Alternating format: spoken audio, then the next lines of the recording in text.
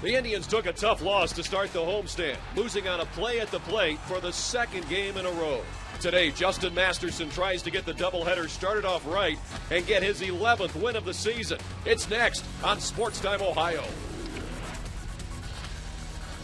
Gorgeous Tuesday afternoon here today in downtown Cleveland as the Indians get set to play the Seattle Mariners in Game 1 of a doubleheader. First pitch is just moments away.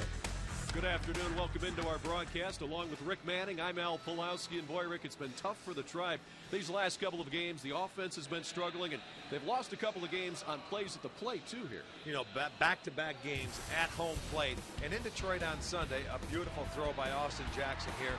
This one, there was no doubt he was out. Fukudome never really reached the plate. No question he was out. The game ended there. But last night, you're going to see a bang-bang play at home plate, and this is the difference in the ball game. He said the foot got in there before the tag by Lou Marson. It was high, and I'll tell you what, he probably was right, but it was a 3-2 ball game, and when you look at the offense in the last 4 games for the Indians, it has not been there. 3 of the 4 games, 2 runs or less, and they're just going to have to generate some offense if they want to win any baseball games. Well, one thing's just about for sure. They should get a well-pitched game today with Justin Masterson on the hill, the Indians ace. And Justin, Rick, has really done well and really become that true number 1 this season. And today's pitching matchup brought to you by Dodge. Visit Dodge.com or your local dealer today. He'll be matched up against Blake Beavan. In his last 2 starts, really struggled. 11 earned runs and 11 1/3 innings. He pitches better on the road. His ERA is better, but he's going to be matched up against one tough customer in Justin Masterson. 20 times this year, he has given up 2 runs or less. Justin, he's the guy you want to go out there to stop a losing streak for the Tribe. Hopefully they can score some runs. You know, he has a history this year where the offense doesn't pick up for him, but today they're going to have to if they want to win a ball game. In 14 games, Justin Masterson has taken the hill after a Tribe lost, and the Indians have won 10 of those, so that's a good omen for Game 1 today as the Indians get set to battle the Mariners. All the action coming up next in high definition right here on Sports Time Ohio.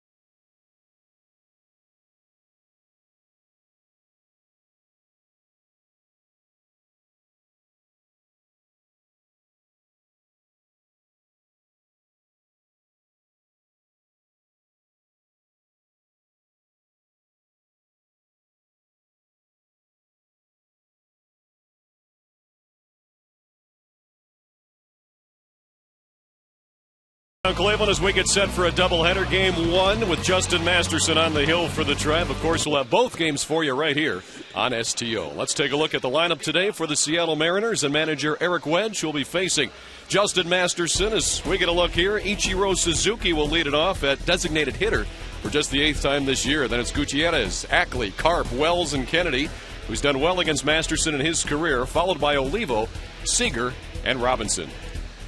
Justin Masterson making his 27th start this year. His record is 10-7 and a fine 2.71 ERA. Now, he pitched against Seattle one time this year, April 9th. It was a win, 6 1/3 inning, 4 hits, 1 run. He had 9 punch-outs in that ballgame. It was a 2-1 win for the Indians.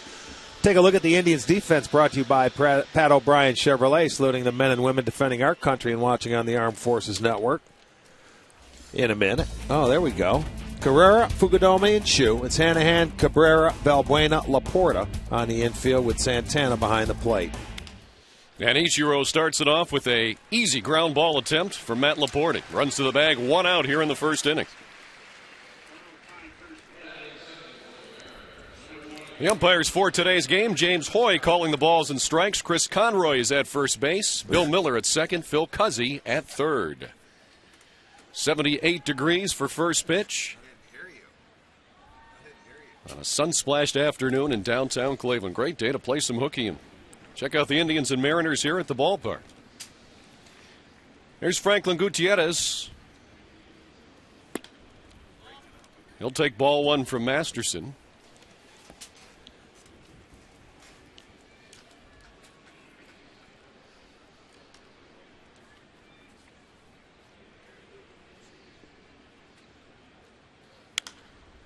That one is hit foul and out of play. So 1-1 here. The Mariners center fielder.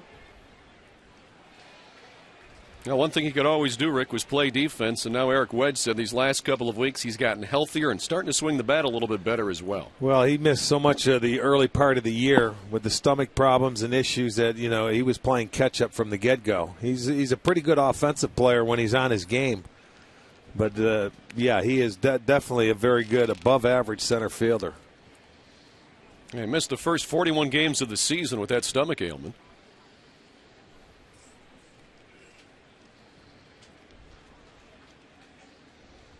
One and two the count here.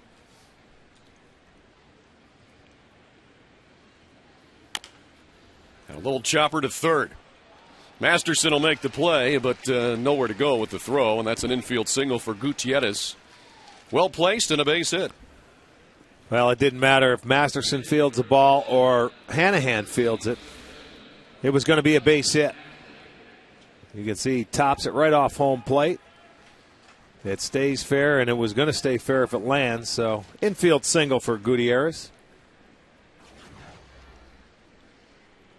So the Mariners with 1 on and 1 out here in the first inning for Dustin Ackley. And the rookie takes outside for ball one.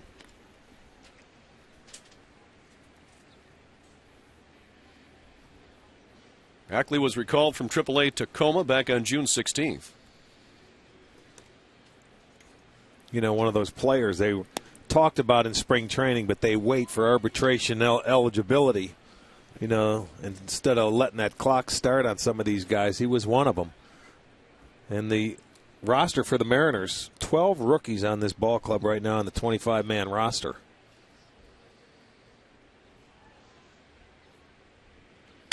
And Ackley hits the 2-0 pitch right back to Masterson. That'll start the double play, and the Indians are out of the first inning. Justin Masterson gets it done. Nothing across for the Mariners. The Indians coming to bat.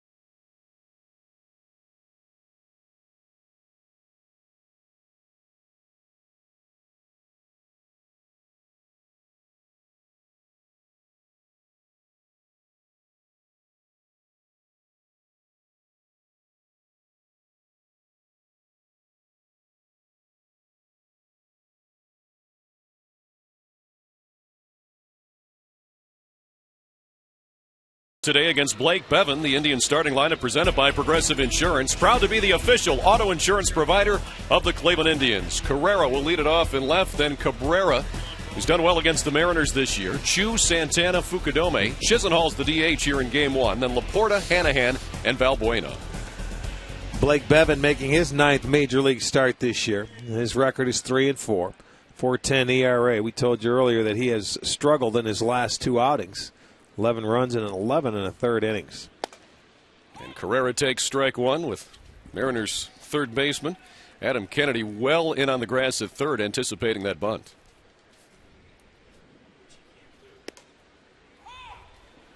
And quickly 0-2 here to Ezequiel Carrera, who had a couple of hits in last night's game.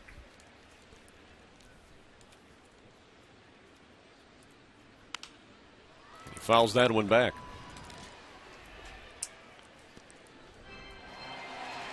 Nice play there by a fan. Well, Bevan, a guy that came to the Mariners in that Cliff Lee deal.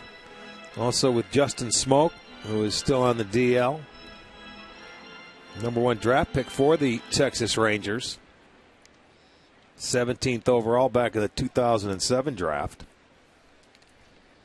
Bevan, 22 years old, a native of Irving, Texas.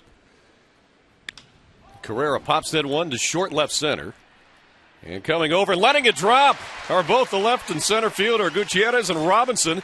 Just kind of looked at one another and nobody took charge. A base hit for Carrera. That's Gutierrez's fault. He's the center fielder. He can go get him. And, you know, they just bad communication when you think about it. Anytime that happens, I blame the center fielder because anything he can catch. You see him give up right there?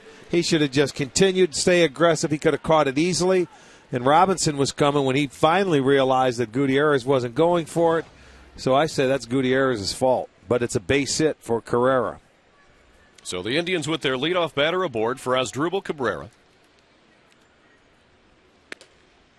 And he'll take ball 1.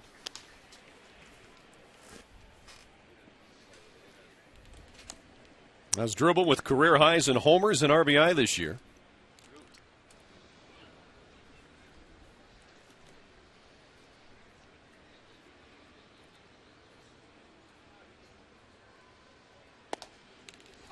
There's a good pitch over the outside corner. Bevan's got a nice fastball, a 4-seamer and a 2-seamer. Also will throw the slider and curve and has a changeup as well. So he's got a number of pitches he can use.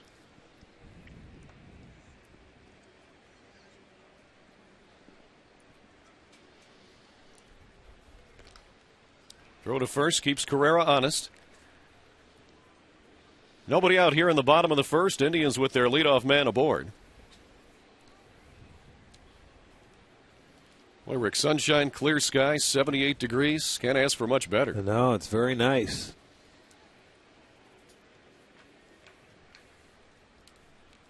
Carrera bluffs.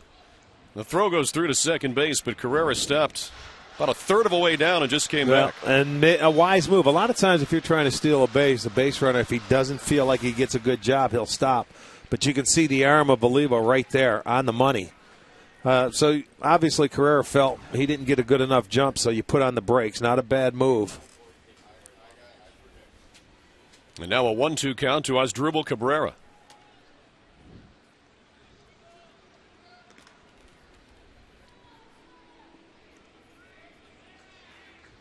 Mariners win yesterday, snapped a 5-game losing streak. The Indians now have lost 4 in a row.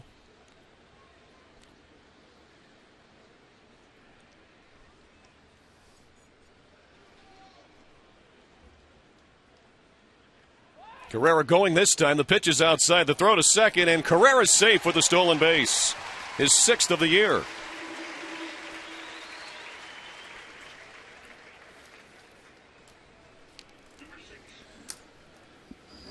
Pretty good jump, but the throw looked like it was a little to the shortstop side. As he's going to go down, actually, it was a really nice throw. That was close at second base. Got the hands in there. Ackley applied the tag. And a 2-2 count to Cabrera, who checks his swing, and he did not go, says third base umpire Phil Cuzzy. That'll run the count full with now Carrera in scoring position. And Asdrubal batting .330 with runners in scoring position this season.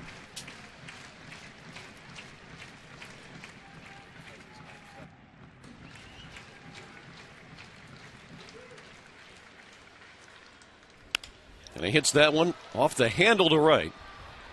Coming in as the right fielder, Wells will make the catch, and Carrera cannot tag.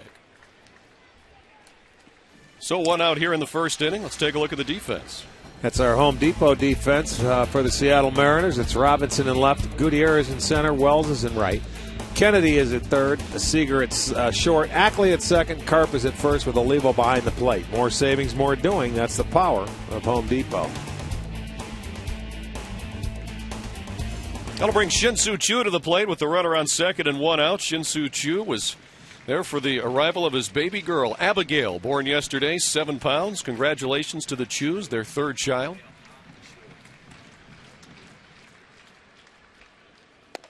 He swings and misses here at the first pitch. Choo, though, since he's come off the disabled list on August 12th, has hit in 7 of the 8 games he's played with a .343 average, so he's really picked it up.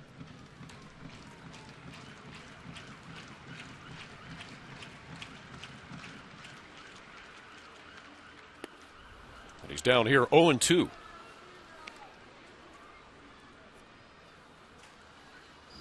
It's that little back foot breaking ball that you get the left-handers to swing over the top. Had good tilt to it. Choo comes up empty.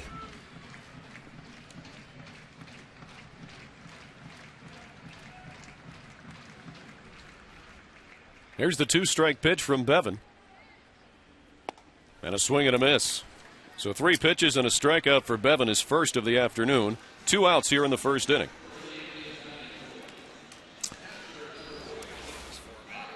Check it out on our Time Warner Cable pitch tracker. He just went right at him after that breaking ball down in the back foot, challenged him with a fastball at 92 miles an hour and swings through it. So his first strikeout, second out in the inning. So that'll leave it up to Carlos Santana here in the first inning to deliver Ezequiel Carrera. He's at second base now with 2 away. Santana's on a 7-game hitting streak.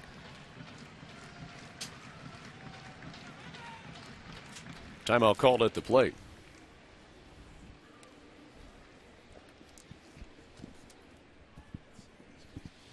There's his numbers on this current streak.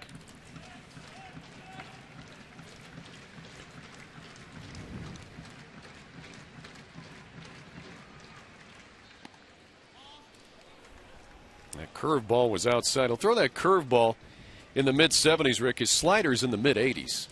But quite a difference there with the miles per hour on the 2 different breaking pitches he'll show you. Well, I would think that Santana may see a few off-speed pitches here in this at-bat. Even first base is open. I know it's the first inning. But this is the guy that can hurt you in a situation like this. Again, timeout at the plate. You have Fukudome on deck, so you know you're not going to give in. They know Santana's a good fastball hitter. Their scouts see him hitting it all the time.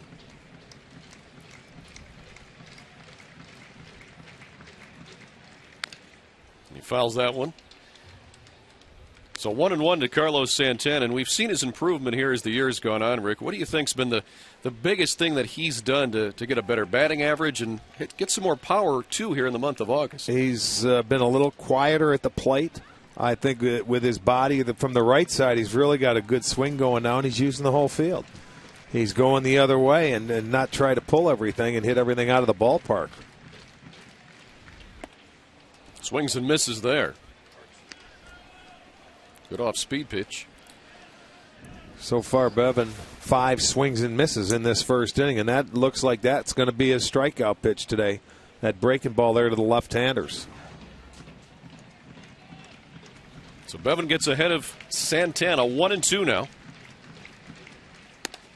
A pitch up and away with the fastball.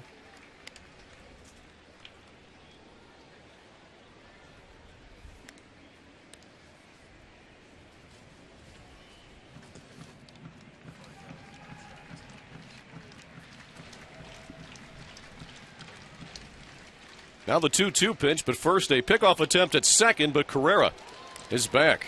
Boy, nice play there. Is a quick turn by Blake Bevan. Well, and he put a very good throw over there. Seager sneaks in, and that throw is right at the runner. That's really a good timing play by those two right there to keep that guy close.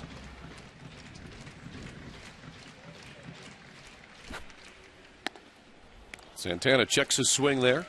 Lays off the curveball inside. 3-2 now to Carlos Santana. 2 outs with Carrera on second. Kosuke Fukudome is on deck.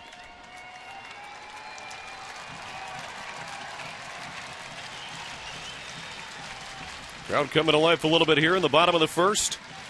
Wanting Santana to deliver. Inside, so he'll take a walk. Put runners at first and second now for Fukudome. No, that doesn't surprise me right there. You know, he was able to get ahead of him, but then, you know, he's trying to make that perfect pitch. He wasn't going to give in and give Santana too good of a pitch to hit, so he ended up walking him. Now, this is the guy he wants to go at.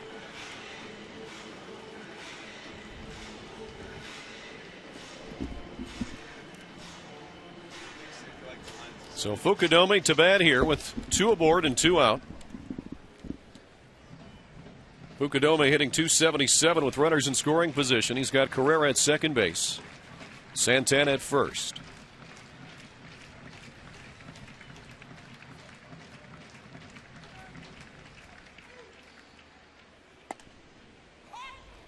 Takes that pitch on the outside corner for strike 1. Now, one thing that Fukudome will do is he will take a lot of pitches. Does not normally swing at pitches out of the zone either.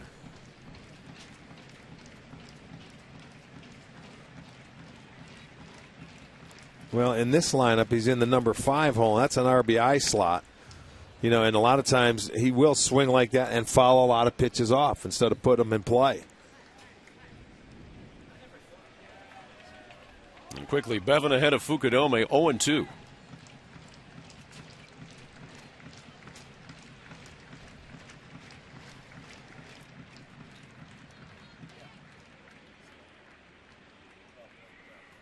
And he hits that one to right center field, and that one will find the gap. Carrera's home easily. Santana will be held at third and into second base with the double. And the RBI is Kosuke Fukudome. 1-0 Indians.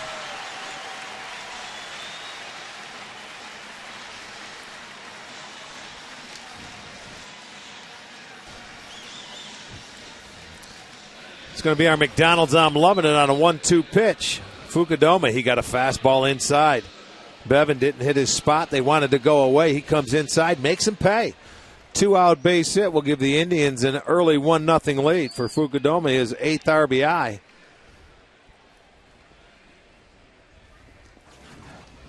So Fukudome delivers with 2 outs. And now Lonnie Chisenhall, who's the designated hitter today, and looks at strike 1, will bat with runners at second and third. So the Tribe with a run home, and Chisenhall will try to add on right here. Although he's batting just .130 with runners in scoring position this season. Boy, that slow curve. It's hard the opposite way, foul. So Chisenhall down 0-2, but so was Fukudome in that last at bat, and Fukudome got the double.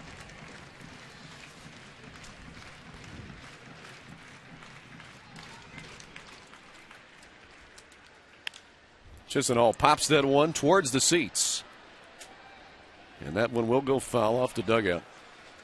Rick, there's a lot of talk about rookies being designated hitters, how there's some sort of an adjustment there.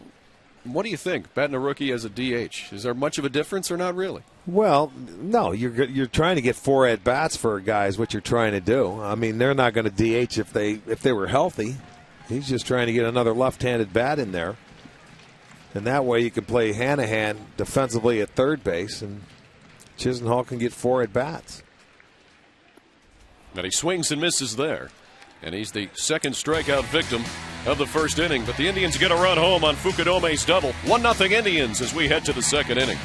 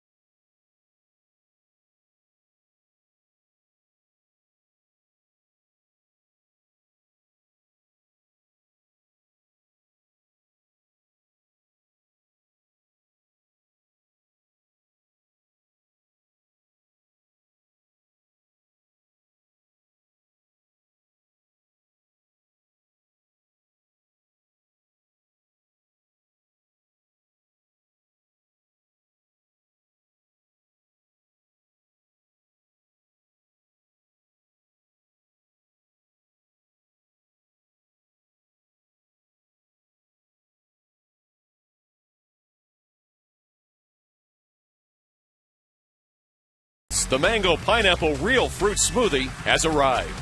By your Northern Ohio Toyota dealers. And by AT&T.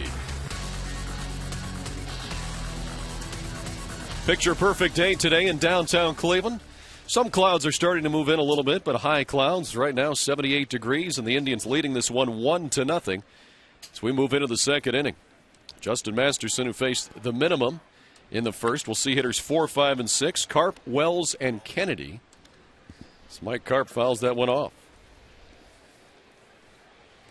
And with the Indians scoring in the first inning, that's the first time they've done that since August 10th against Detroit. Karp takes strike two. I like it when you have this big guy on the mound. Get him an early lead because he usually doesn't give up many. 20 times 2 earned runs or less out of his 26 starts, making his 27th start today. And the Indians are 21 games over 500 when they score first, 39-18 on the season. So, got a guy like Masterson on the hill, and you can get him that run. It's important.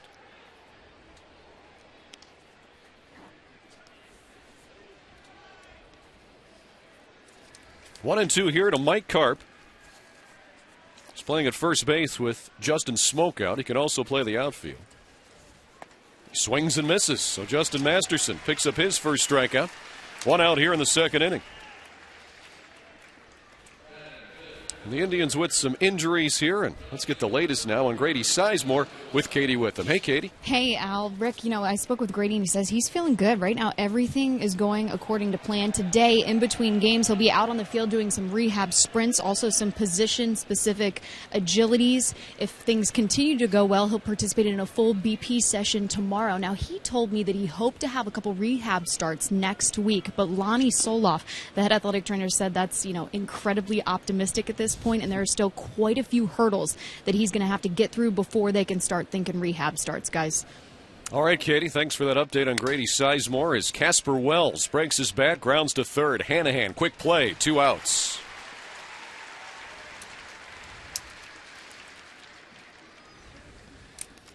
Time now for today's Powerade rankings as we get a look at the American League ERA leaders, and there's Justin Masterson, 4th in the AL. Well, he has been consistent and has done that all year long. Look at the 3 leading the way: Weaver, Verlander, Beckett.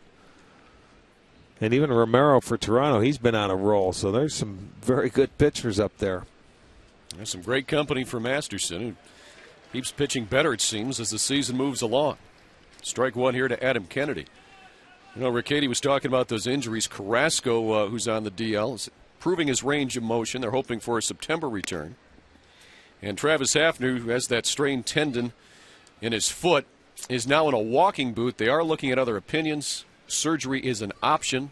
That's not been decided yet, but injuries have played a big role on this team all season long. They certainly have. Second time he's been on the DL. Grady's been there a couple of times, and those are the veterans that you have in the lineup. 3-1 now to Adam Kennedy. 2 outs, nobody on here in the second inning.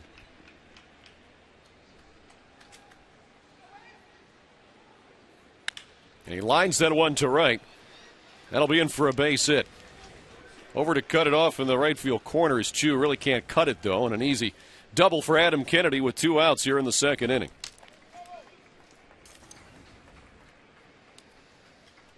When you've had success against a guy, and Kennedy 3 for 6 in his career against Masterson, it always seems like you get into hitters' counts. A 3-1 pitch, so he starts cheating on that fastball, and he is able to hit it down in the corner, cruises into second base, 20th double. And now they'll have an opportunity with a runner in scoring position, but with 2 outs. And last night, Seattle was 0 for 8 with runners in scoring position. This is Miguel Olivo, who looks at ball one.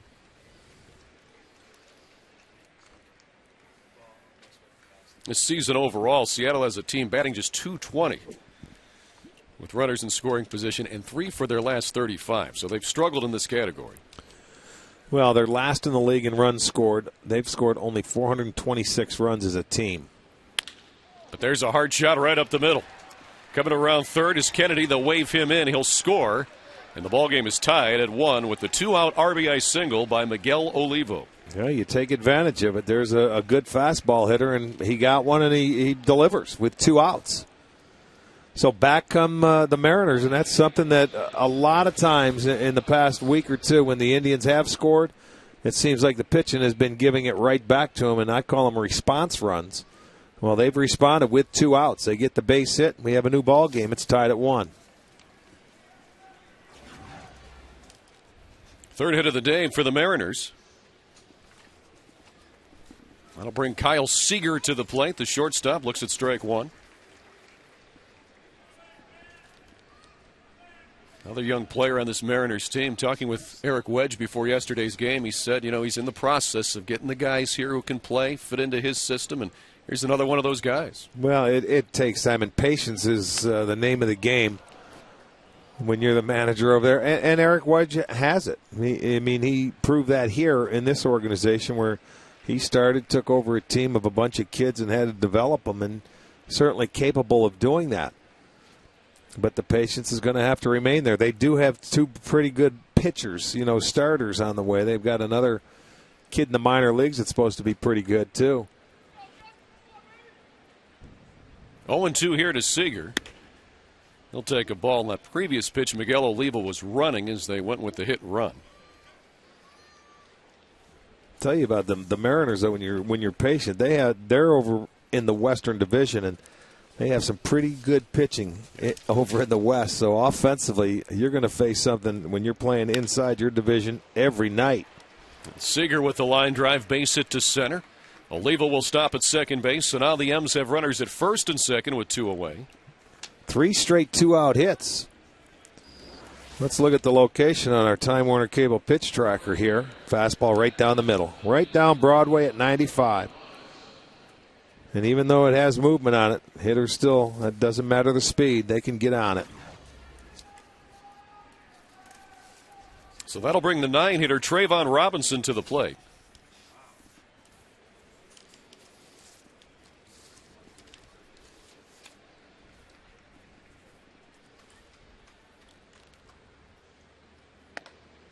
He'll take a strike on the outside corner. Good story by Robinson. He was a product of Major League Baseball's Reviving Baseball in the Inner Cities, that RBI program. And out in Southern California there. And he credits a lot of his success to being in that as a youngster.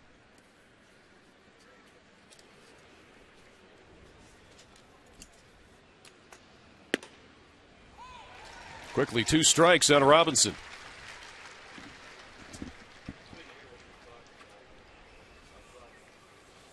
After an 8-pitch first inning, 20 thus far in the second for Masterson.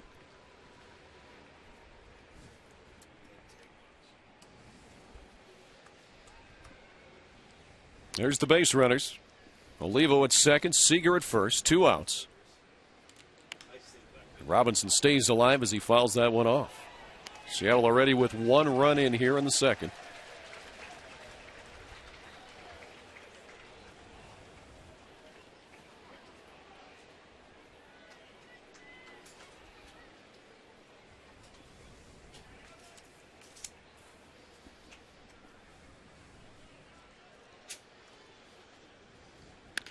And the off-speed pitch is hit slowly towards first. Laporta will make the play on his own. And Seattle is retired here in the second inning, but they get a run on 3 hits. Tie the ball game up at 1 apiece.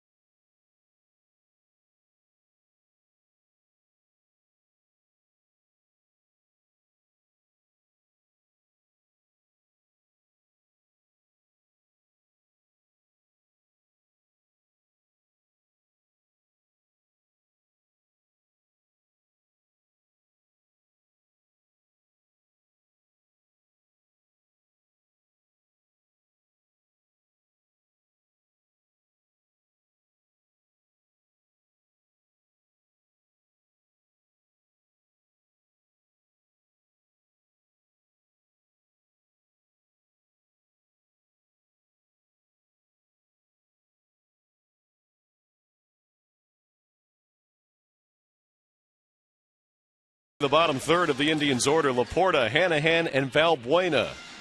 Against right-hander Blake Bevan. Fans that are here today enjoying the nice weather thus far. And the Indians trying to snap a 4-game losing streak. They enter play today, tied for second in the American League Central, 5.5 out. Hard to believe just 4 games ago, Rick, the Indians were a game and a half back, but they lose 4, the Tigers win 4, and before you know it, you're 5.5 behind. That's what happens when you go head-to-head, against that team, and that's the way you want it. You certainly do not want to get swept, and you they could have been out of there 2.5, but they were swept, couldn't win a ball game. Matt Laporta takes the ball down low. Yep, this year has hit righties better than lefties. 247 against right-handed pitching, while just 213 against lefties. Swings and misses there.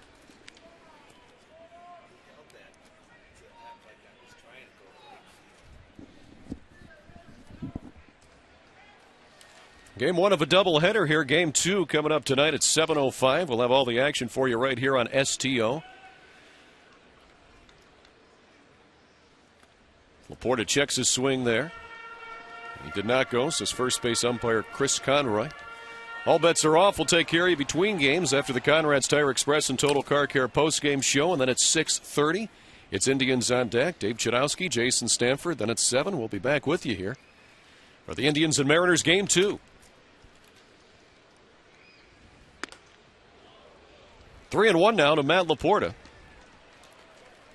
The Indians leadoff batter here in the second inning.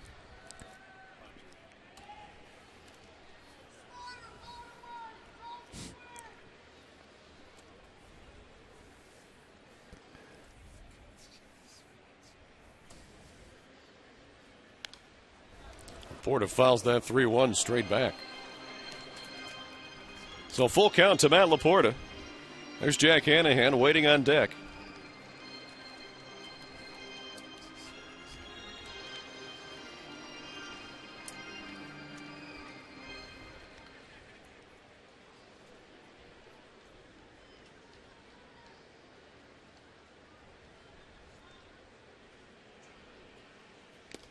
A swing and a foul tip. It's held on to by Miguel Olivo. That'll be the third strikeout for Blake Bevan today. And 1 out here in the second inning. Let's take a look at today's minor league report, brought to you by Kia. Jared Gettert. Last night in a 6-4 loss to Buffalo, hit a solo home run, but in his last 10 games, Gettert has really been pounding the baseball for that .417 average. It's the minor league report, brought to you by Kia. So here's Jack Hanahan with 1 out. He takes ball 1. Rick Jack's been hitting the ball pretty well lately. 6 for his last 16. A couple of RBIs that covers his last 6 games.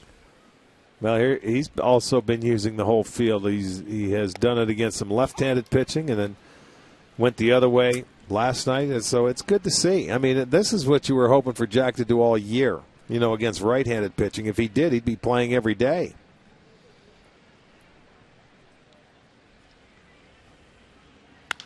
It's that one on the ground to second. Ackley will throw out Hanahan. 2 outs here in the second inning. Hey, don't forget later today, after the second game of the doubleheader is final, it's Training Camp Daily, hosted by Andre Knott. Mary Kay Cabot will be on hand, so will Tony Grossi. Some of the features for tonight: Coach Shermer on his first camp as head coach. There'll be an interview. Joe Thomas on his brand new contract. He's going to be around for a while. And Andre will have a one-on-one with Evan Moore. That's Browns Training Camp Daily tonight after Game 2 of this doubleheader. And Luis Valbuena hits that one high to the left field side on the warning track. Trayvon Robinson will haul it in, and quickly the Indians retired. 3 up, 3 down here in the second inning. We're still tied at 1.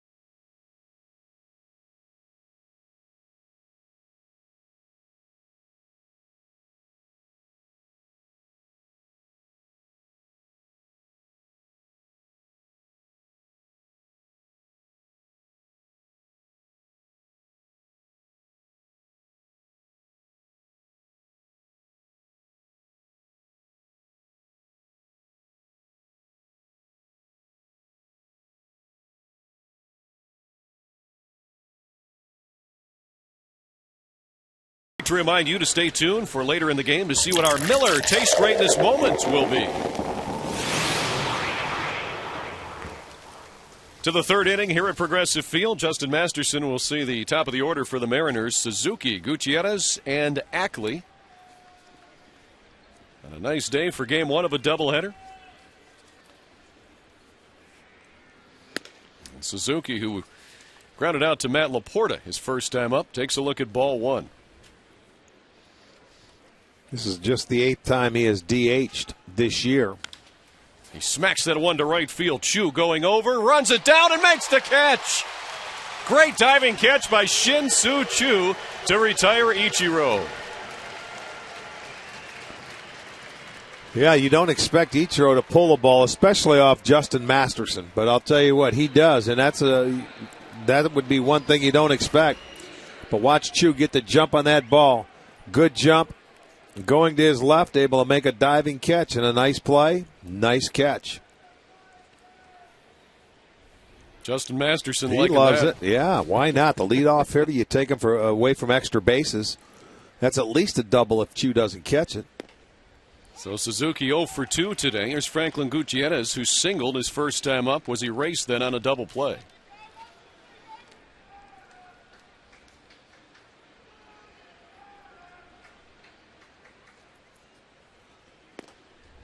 And quickly he's down on the count, 0-2. You see the contrast in styles. Obviously, Justin Masterson likes to work quickly, while Blake Bevan works a little slower.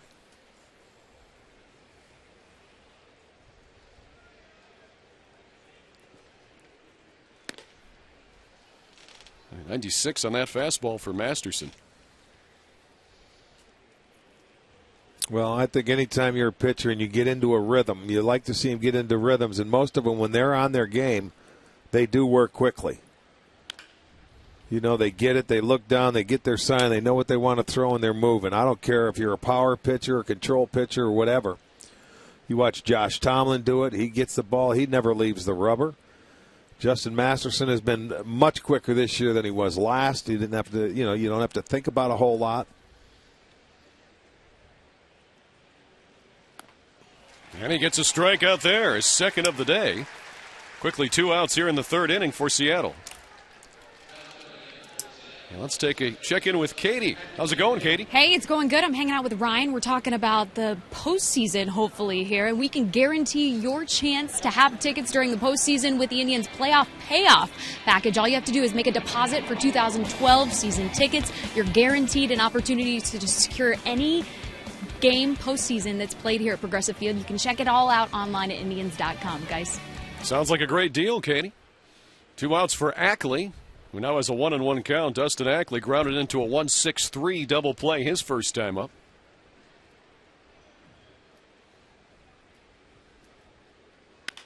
And he hits that one to left field. Carrera coming over towards the line, and he'll make the catch in foul ground. Had to contend with the front row there, but got it done. And the Mariners go 3 up, 3 down in the third inning. We're still tied at 1 here today at Progressive Field.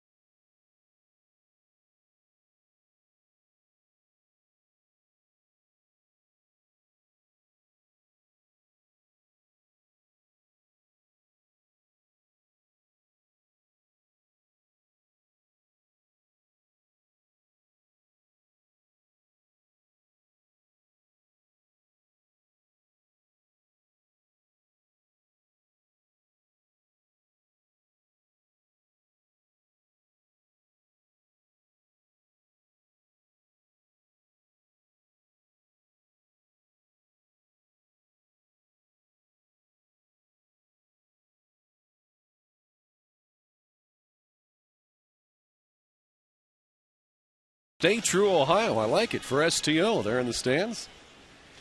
Indians and Mariners tied at 1. Top of the order for the Tribe, Cabrera, and Chu. Ezekiel Carrera singled, stole a base, and scored the Indians' only run today back in the first inning. Shows bunt there and takes it for a ball. You know, as a bunter, Rick, and Ezekiel Carrera is obviously a very good one, but everybody knows that. When the corners come in so much, how much harder does that make it to be successful bunting for a base hit? Well, a lot of times when he bunts, he's on the run, and he bunts a lot of foul balls.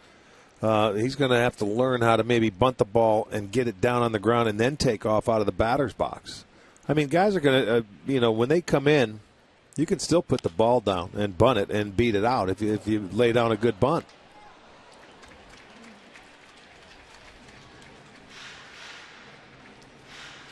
Carrera down in the count here, 1-2 to rookie Blake Bevan, making his first ever start today against the Tribe.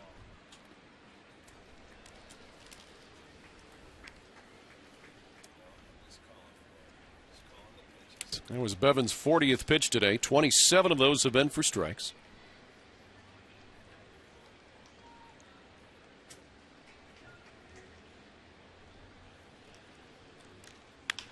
Carrera lifts that one to left center. Trayvon Robinson will glide over and make the catch. 1 out here in the third inning.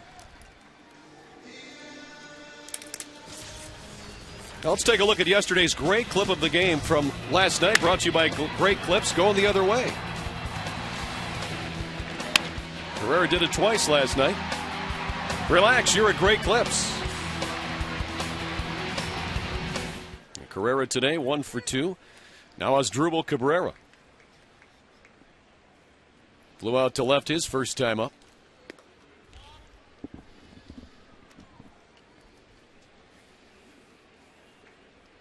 He was scheduled to hit in that number 2 hole last night before Chu had to leave. Cabrera is one of those guys, too, you could pretty much bat anywhere in the order now. Well, I think he's done his best work in the number 2 hole this year.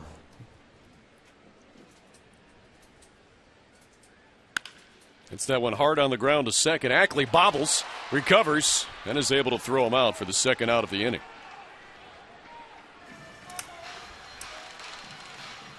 All right, time now for Game 1's AT&T trivia question. Let's take a look at what we have this afternoon. Name the only pitcher since 1901 to have a 20-win season at age 20 and 21. I've got an idea. All right, stay tuned. Later in the ball game here, we'll have that answer for you. That's our AT&T trivia question for today. Now Shin-Soo Choo with 2 outs and nobody on. Struck out his first time up on 3 pitches.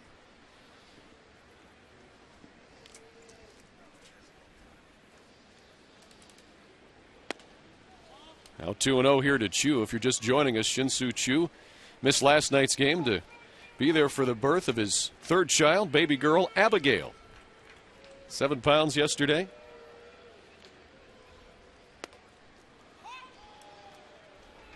Two and one now to Choo.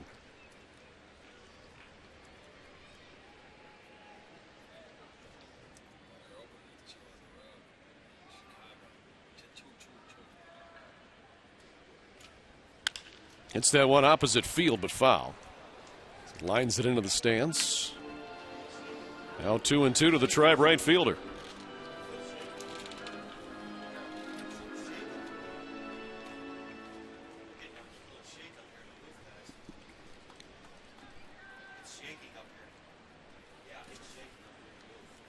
Now Chu drives that one to right center field. That one will get down and hit the wall on a couple of hops. Chu into second base. He'll stay right there with the double.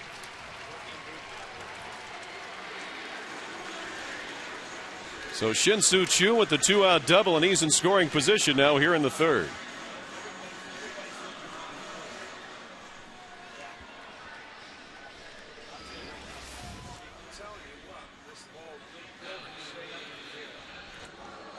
He drives that into the right center field gap. It was a fastball up, belled high. Plugs it the gap in right center. So Chu with a 2-out double is 11th of the year. We just felt the entire press box, Rick. It was moving around a little bit. It sure was. Kind of strange. Everybody's looking at one another. Man. Now, I don't know if that's an earthquake or Gary and Tommy were jumping around in the back of the booth. Carlos Santana takes a strike. He walked in his first time up. That was some kind of weird feeling, wasn't it? I thought for a second you were shaking your chair. I looked at you. No. You looked at me like that's not me. Well, it's stabilized a little bit now. You guys didn't feel anything there, did you? Now 2 strikes to Carlos Santana. So right now we're trying to figure out what caused the entire press box level here to shake just a little bit. 0-2 now to Santana with Chu on second base. Takes that one up for a ball.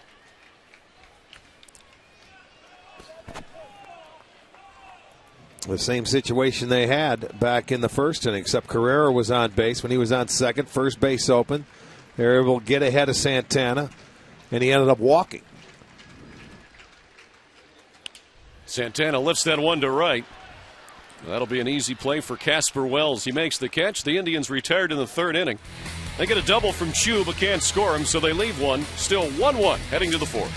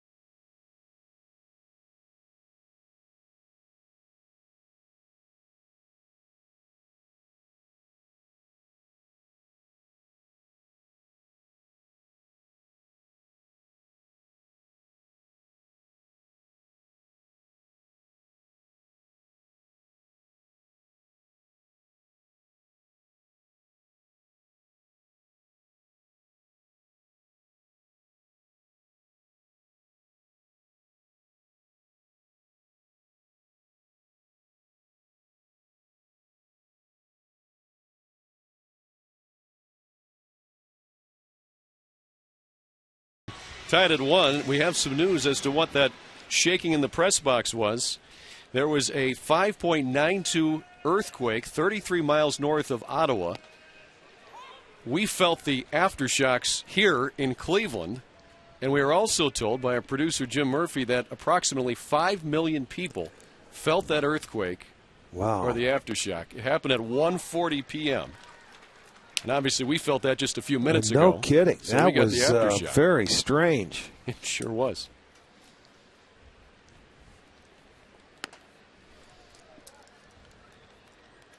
It measured a 5.8 in Virginia. And right now they are currently evacuating the Pentagon. So this was felt through a big portion of North America. So that's the latest.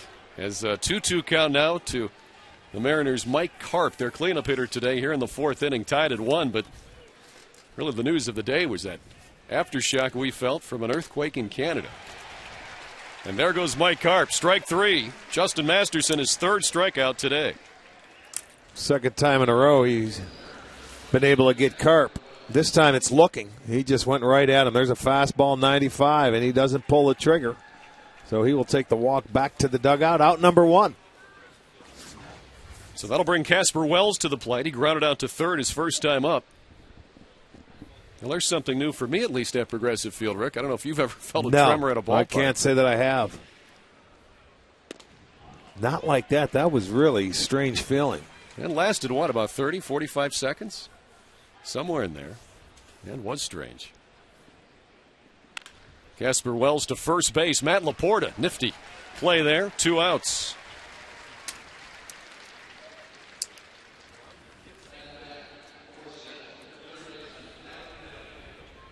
So Masterson now has retired 7 in a row after, back in the second inning, the Seattle Mariners had 3 straight hits. That would produce their only run here in game 1 of a doubleheader. And Kennedy grounds the first pitch to second. Play made by Luis Valbuena quickly. 3 up, 3 down for Seattle. We'll go to the bottom of the 4th. Still tied at 1.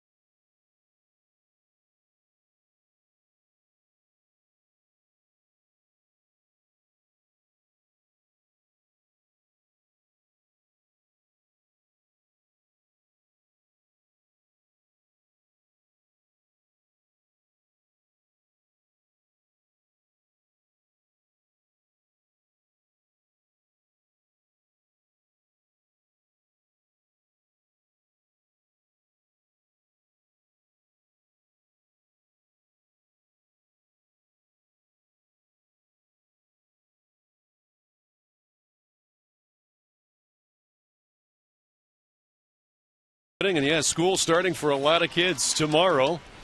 But some of them here today, their last day of summer vacation. Great place to be. Great day. Bottom of the 4th inning, tied at 1. Blake Bevan on the hill for the Mariners is throwing 53 pitches thus far. And his first pitch strikes to 6 of 13 batters. Here's Kosuke Fukudome. He got him down 0-2 back in the first inning. But then Fukudome doubled and drove in the Indians' only run thus far.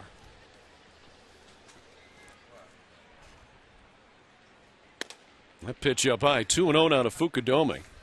We've got some other news if you're just joining us on the tremor we felt here at Progressive Field. There was an earthquake 33 miles north of Ottawa in Canada at 1:40 p.m. We felt the aftershocks about 10 minutes ago. And apparently, according to the Associated Press, people have felt it in Chicago to Maine. Manhattan in New York City felt it, and they are evacuating the Capitol building just to be safe. And I understand that a few floors here at the Terminal Tower were evacuated as well to be safe. So, very interesting story as we felt those aftershocks from that earthquake in Canada today. Well, Fukudome, talk about a line drive swing. Second straight time he's done that. Second straight time he's doubled as he'll pull into second base. He's in scoring position with nobody out.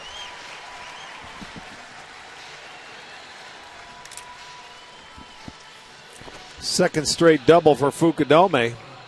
The first one coming with 2 outs, driving in the Indians' only run. This time he gets a fastball 90 on the inner part of the plate and hit it down the right field line.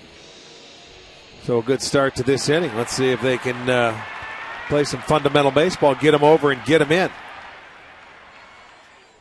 So he's on second with nobody out for Lonnie Chisenhall, a strikeout victim, his first time to the plate today, back in the first inning. And he lines that one up the middle, base hit. Fukudome being waved around. He'll come home and score as the throw is cut off by Mike Karp. RBI single for Lonnie Chisenhall. Tribe takes the lead, 2-1.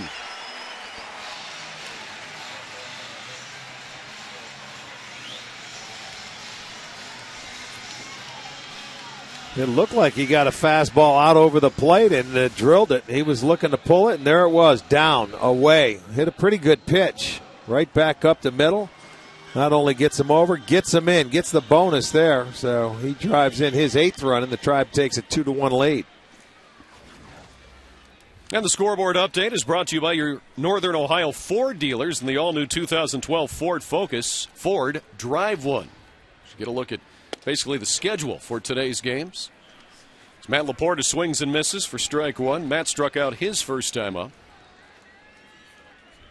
Chisenhall at first, nobody out. A run already in here in the 4th inning for the Tribe as they've retaken the lead in game 1 of this doubleheader.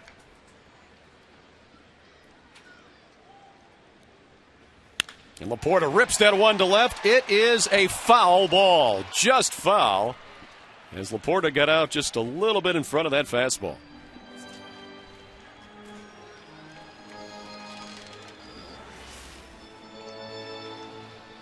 Well, he got a pitch he liked and just turned on it a little too quickly. You see that ball was hooking and it just missed by a couple of feet.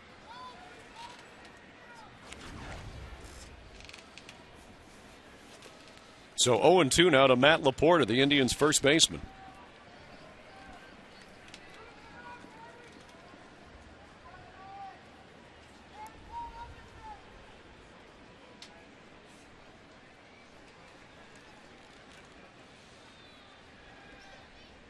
Chisenhall at first. And a swing and a miss. Good pitch there. I think a slider from Bevan. Yes, it was. Off the plate. Was able to get Laporta to chase. Thought he was going to get another fastball.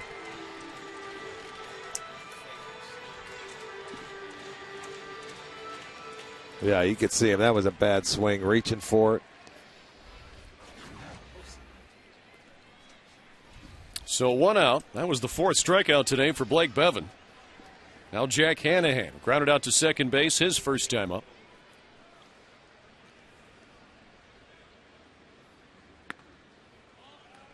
We'll take ball 1 low. So Bevan now at 63 pitches here in the 4th inning.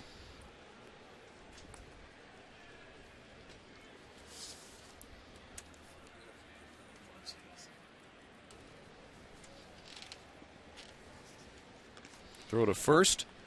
Keeps Chisenhall honest.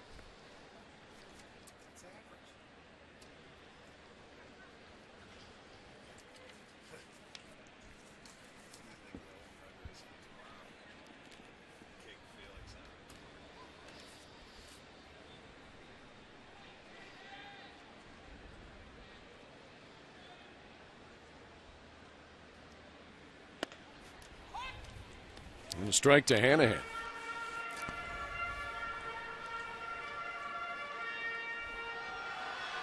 So 1-1 here to the Tribe third baseman.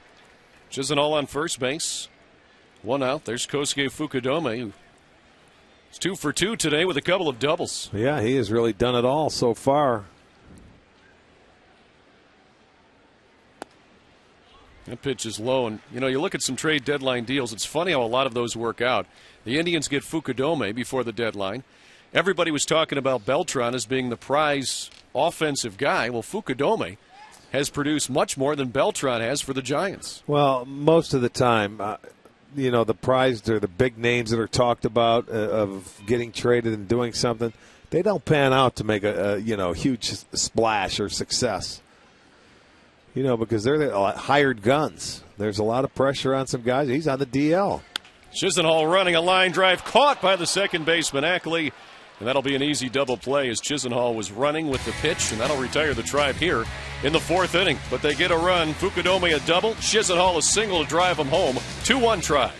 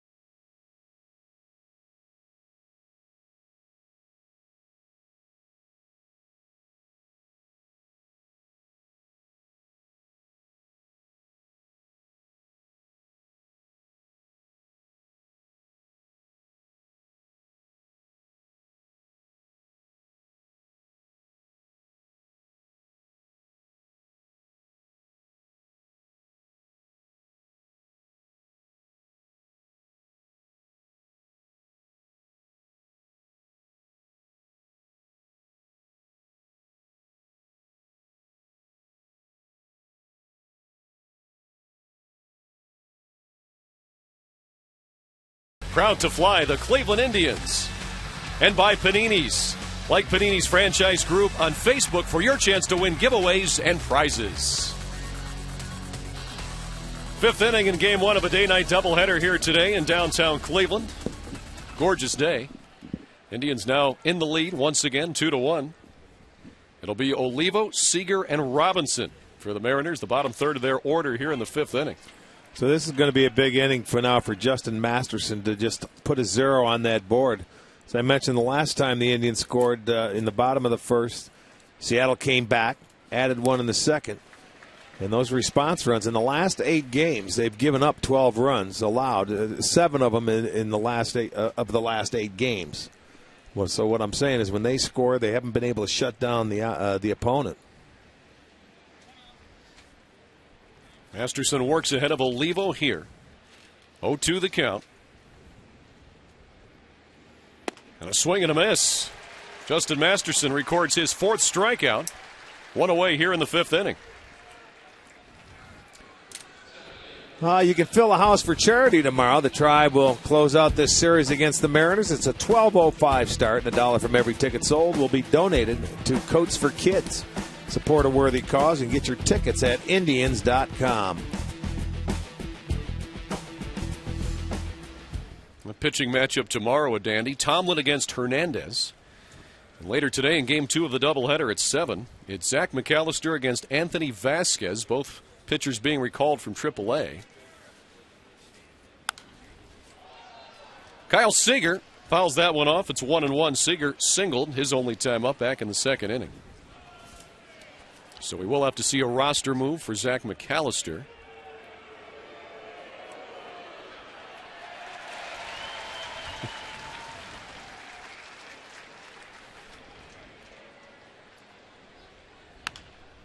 Seager fouls another one off into the seats. 54 pitches today for Justin Masterson, 38 of those for strikes. So, Rick, he's pounding the strike zone. Well, he's, he doesn't mess around a lot with his off-speed pitches. He basically goes at you with a fastball and changes locations. That one smacked to left. Carrera going back. He'll have room. He'll make the catch in the corner. 2 outs here in the fifth inning.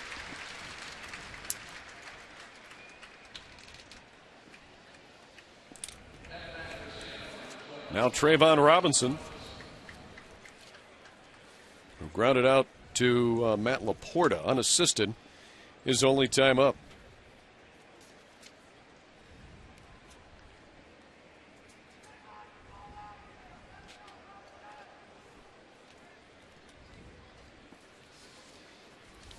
Trayvon Robinson loves the game of football, wanted to play it more in high school, but baseball came easy to him. So he lines that one to left field, and Carrera going over, but will play it. And a few bounces there in the corner. Robinson going to take a look and head to second, and he'll make it with a 2-out double. That's his 6th double of the season. And the Mariners with the runner in scoring position with 2 outs. Well, it's the second time they've been able to do that today. After 2 outs, get that double. Kennedy did it back in the second.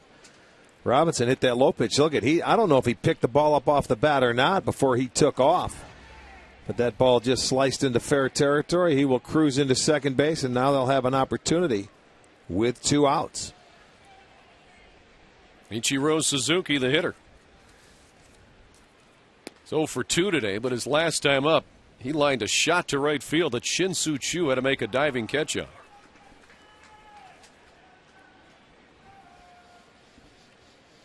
So far in this ball game, Seattle 4 for 7 with 2-out hitting. He's just trying to serve that one to left field.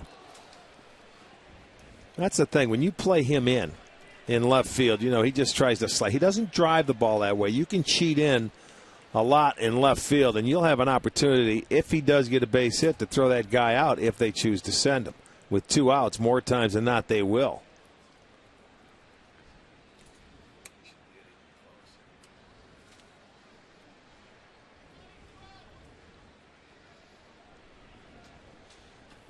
There's Robinson at second base. And a 1-1 count to Ichiro Suzuki. Now 2-1. Gutierrez is on deck. He's 1 for 2 today with a single and a strikeout. So that single, though, he topped it and it stayed in the infield. Remember, a high hopper. This is the guy that can, hurt you in that situation. Yes, indeed. Ichiro finds the hole. He'll be to right field for a base hit. Robinson will try and score. Here's the throw from Chu. It's up the line. And Robinson is able to get home safely and allow Ichiro Suzuki to move into scoring position as he heads down to second base. And the game is tied at 2. Well, they did it again. 2 outs, nobody on. They hit the double and get another base hit. Masterson cannot stop him from scoring. There's a ball he left middle of the plate. And this is the guy you wanted to be careful with the Gutierrez on deck, the right-hander who you can probably dominate. Chu's throw way up the line. He tried to throw it all the way in the air and lets Ichiro go to second base. So now they just switch positions. They've got the go-ahead run in scoring position now. So the Mariners have scored both runs after 2 outs today. Both times they had 2 outs and nobody on. And then they hit the double and they get another run. They drive them in. So they've been their 2-out hitting has been very clutch in this ball game today. Masterson has not been able to close out the inning.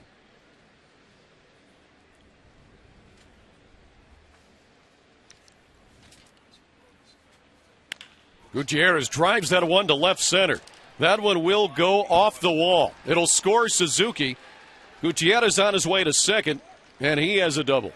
So the Mariners take the lead 3-2 on a double by Franklin Gutierrez, who is 2 for 3 today. Well, their third double now, and one of the few sliders that Justin throws, and this one is a hanger. That stayed middle of the plate, and Gutierrez did damage to it.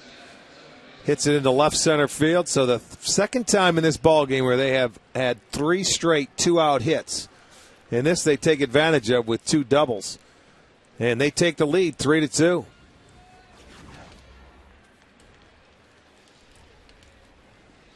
So now Dustin Ackley with the runner on second. He's 0 for 2 today. For whatever reason, when I look at the numbers for Justin in day games, he's made 8 starts during the day. His record is 1-4, and his ERA is over 5. That's hard to figure out because when you look at night games, he's down to 244, and he has 9 and 3 with a record. So it's hard to figure out. There's a lot of guys, too, that are the exact opposite. For a while, Carmona in day games was devastating, especially in 2007. So sometimes it's simply a mystery.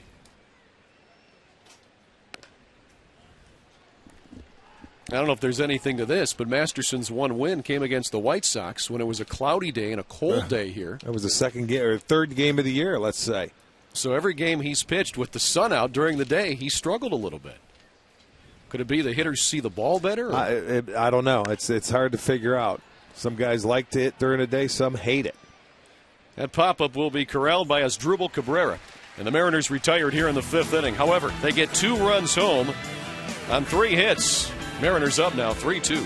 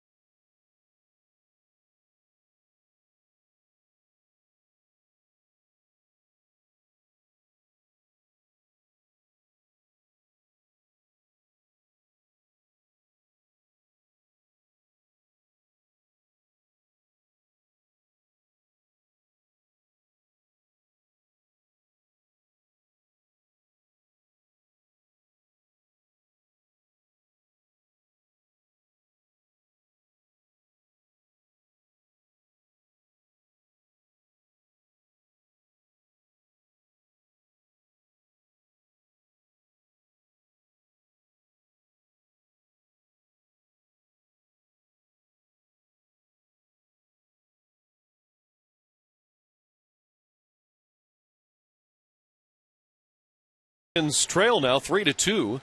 First time they've been down today. We'll see hitters 9, 1, and 2 in manager Manny Acta's order. Valbuena, Carrera, and Cabrera.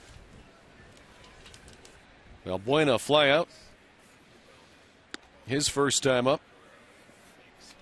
And he takes ball 1. His third baseman Adam Kennedy playing in on the infield grass at third.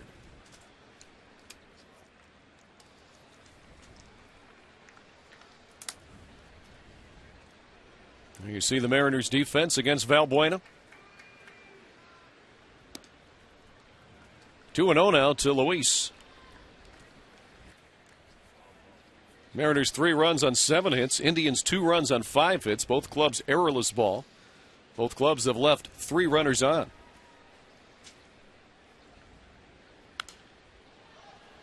Now 2-1 as Valbuena fouls that one back. A nice play by a fan there. Round of applause. Seen some nice catches today by the fielders in the stands. Yeah, a lot of people have brought their glove. This one did not. Valbuena right back at Bevan. He'll make the underhanded toss. 1 out for the Tribe here in the 5th inning. Well, it's that time of year again. It's time to talk about Cleveland Indians Fantasy Camp. That's held out in Goodyear, Arizona. That take place January 14th through the 21st this year. It's an all-inclusive week where it includes airfare, great hotel accommodations, and a lifetime of memories. You get uniforms, roster, memories of a lifetime. Call 216-420-HITS. And all the proceeds will benefit Cleveland Indians charities. Carrera takes strike 1. Rick, I've talked to several people that have gone to that. They talk about that even a couple of years after they've done it. They keep talking about it. They get an opportunity. You know, actually, that when it's over in Florida, it's not officially over because they get an opportunity to come here, spend a day playing games at Jacobs Field when the team is on the road and play against campers that they play against all week long. So really is a good time. That one just out of our reach. 1-2 to Carrera. And to have the opportunity to play with guys that many of them grew up watching. You're down there. I've seen Lenny Barker down there. Oh, yeah. A host of guys are down there. There's about anywhere from 18 to 20, from the old-timers, Mudcat Grant, Gary Bell, to Max Elvis. We'll have a couple coming in, Scott Bales and Greg Swindell, Tabler, Charbonneau. Yeah, there's a ton of guys. It's a lot of fun. Even saw you had Brian Anderson, who said he had a little trouble there. Brian Anderson, I don't know. We're not thinking of bringing him back. He pulled he was the youngest guy down there. Got hurt, and he was playing in the pros games that play against the Campers, and he pulled a hammy. He may not be invited back. He embarrassed us. He tried to run too fast, and he paid for it. We wanted to show that video when we were playing Tampa this year. We never did because the timing just wasn't, didn't work out right. You could have asked him about that. But I've got ammunition. No. It's waiting in the wings. Going to save that for a good time. 1-2 to Carrera. He serves that one to left, but it's foul. Carrera's gone that opposite field now. These last couple of games trying to go that way. Well, if you throw him down and away, that's his swing plane. You know, he's going to hit it. I mean, he can get on top of it. He can hit a line drive.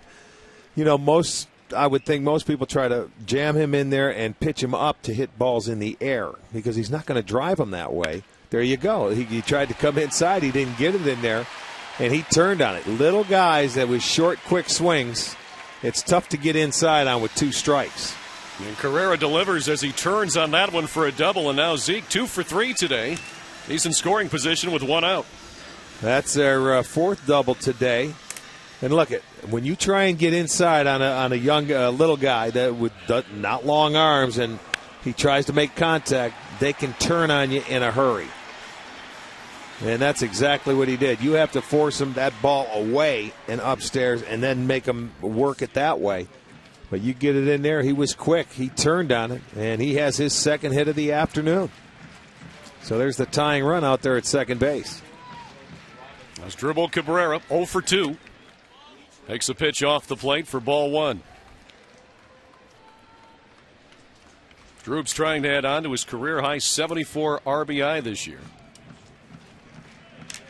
And to try to tie this game once again. It's been back and forth.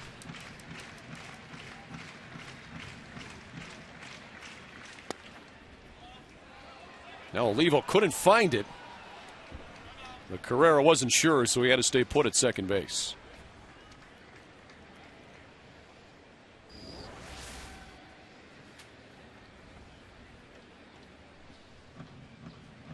Yeah, almost looked like he was crossed up on that ball right there. You see, he was going inside for something else. I thought it looked like he was going after a breaking ball, and that fastball handcuffed him, but he didn't go out and talk to him.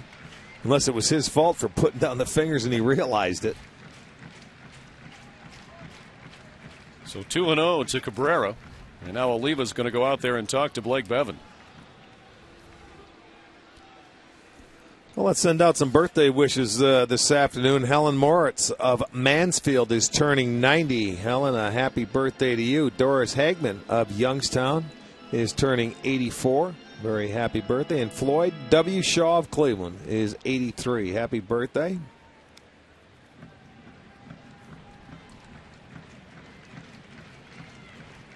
Asdrubal Cabrera batting .321 now with runners in scoring position. Trying to deliver here. Hits that 2-0 pitch foul. That was the 80th pitch of the day for Blake Bevan.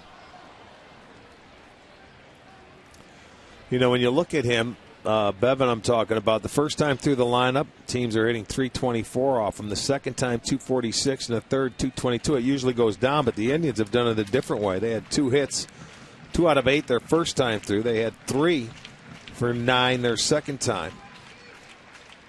And then for the third time, they're 1 for 1. Cabrera leaned out of the way there, but a strike called by home plate umpire James Hoy. So now it's 2-2. Well, look at it. He must have been looking away. And Cabrera is right on the plate. I will say that. When he's looking away and you buzz him inside, that's where you can lock him up. Those hands are right over the inside part of home plate. Cabrera pops that one up on the infield. Shortstop Seager will haul it in for the second out.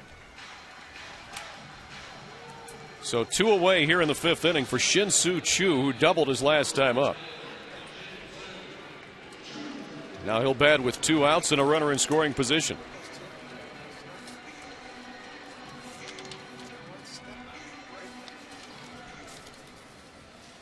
(3-2) this afternoon in Game 1 of the doubleheader.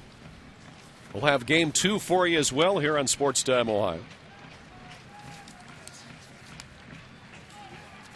7:05 Game 2 start time. A couple of guys coming up from AAA. McAllister. Zach McAllister for Cleveland. Anthony Vasquez for Seattle. Chu punches that one foul. Boy, you talk about another nice play. Guy sitting right under the Terrace Club. I mean, in the last row. Made a catch standing, and that was a great play. Nicely done. We've seen a number of them today. 0-1 to Chu with Ezequiel Carrera on second base and 2 outs. Up the middle, Bevan. Quick play with the glove. And a nice play. That retires Chu, and that retires the Tribe here in the 5th inning. So they get a double from Carrera. Can't score him. And the Indians still down 3-2.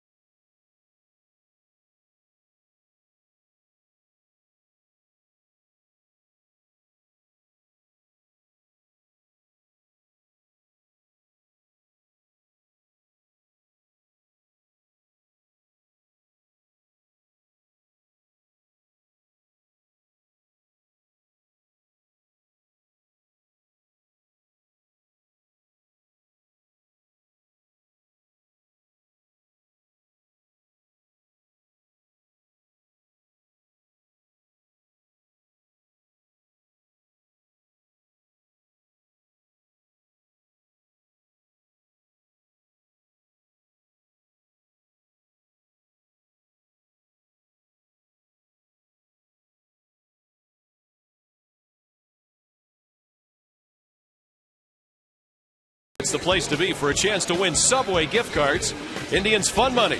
And you'll get great discounts on your next Subway purchase. Subway, where winners eat. 3-2 Mariners as we head to the 6th inning here. And if you can read this, thank a teacher. We just did. Thank you, Al. You're welcome. I'm thanking you, the teacher. Well, I'm not the teacher. Yeah, you are. No, you're the my teacher. You're the veteran. You're my teacher. In what? The backstroke? Well, we don't have to talk about that on the air. 6th inning, Carp, Wells, and Kennedy for Seattle. As Mike Carp fouls off his second straight pitch, 0-2 now. Carp struck out both times he's been at the plate today. Justin Masterson with 4 strikeouts. And Mike Carp having a nice campaign here, batting .312.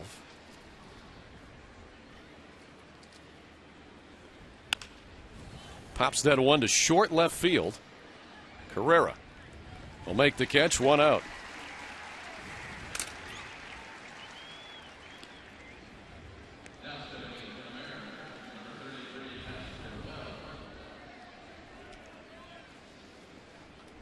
So 1 out for Casper Wells. Guy that Eric Wedge really likes. They acquired him from Detroit in that Doug Fister deal, and Eric Wedge thinks that Casper Wells has a chance to be a real nice ball player.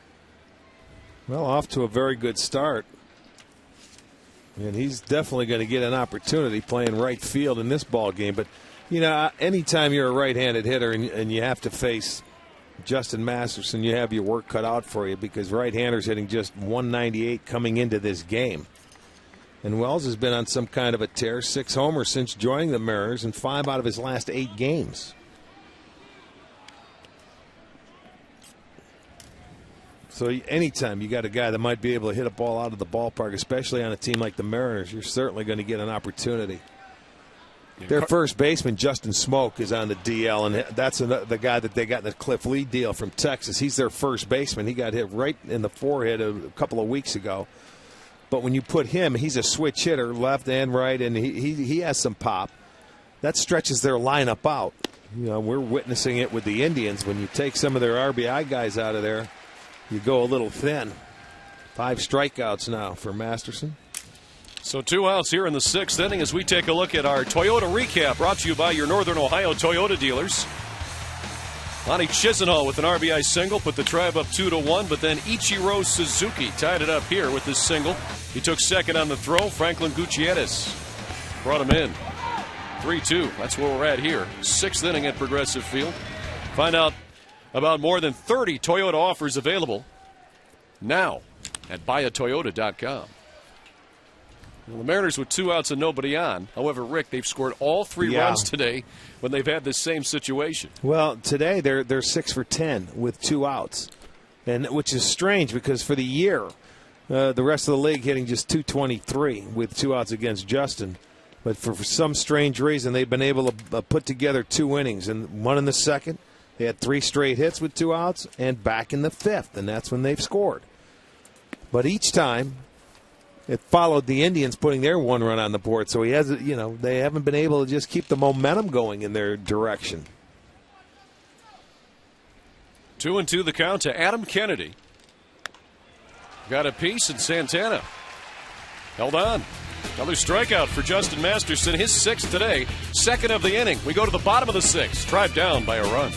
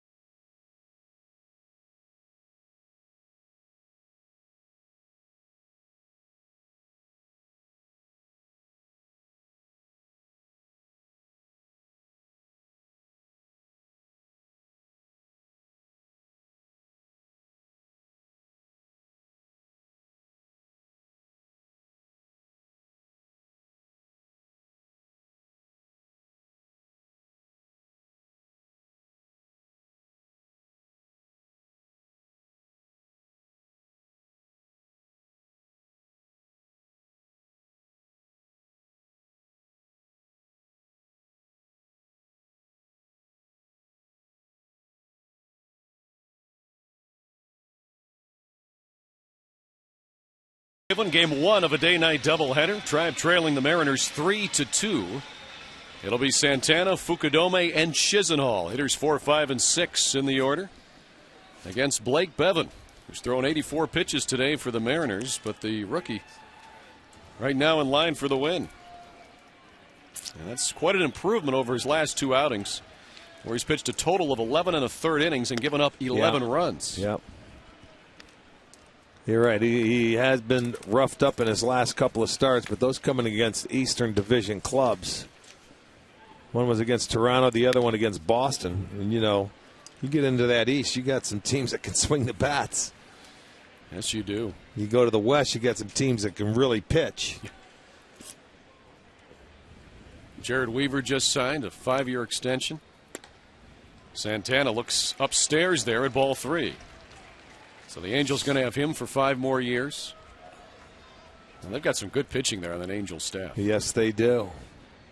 Matter of fact, they're playing the White Sox tonight. You got Burley against Santana. Of course, Santana, the guy that pitched the no-hitter against the Tribe. And after coming into that game, he was 0-6 lifetime against Cleveland. His first career win. He made it worthwhile. One to remember. The only no-hitter here at Progressive Field. Santana pops that one high in the air on the infield. Adam Kennedy says he hasn't. 1 out here in the 6th inning. Hey, folks, join Manny Acta and other celebrities for a party in the park on East 4th Street Thursday from 5 until 10. Enjoy celebrity bowling, billiards, and a silent auction at Corner Alley. Free concerts, giveaways, and more on East 4th. Get involved, buy tickets, and check it all out at impactakids.org. Pretty cool thing. Make sure that you stop by. Manny Acta loves to be involved in the community. Here's Fukudome, who's 2 for 2 with a couple of doubles today, and he's been right on Bevan. He sure has. Driven in one, and he scored one.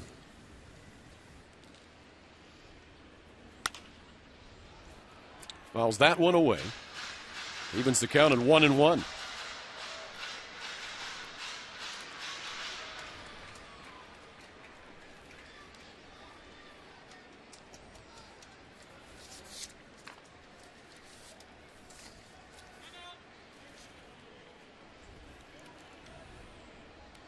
Blake Bevan coming into today's game with the Mariners. 3-4 with a .410 earned run average. That ERA now has gone down just a touch to 4.03. Nice looking young pitcher. Only 22 years old, from Irving, Texas, originally with the Rangers. There was a strike there for 2-2, and Bevan came over in that Cliff Lee deal, and they like him a lot here in Seattle.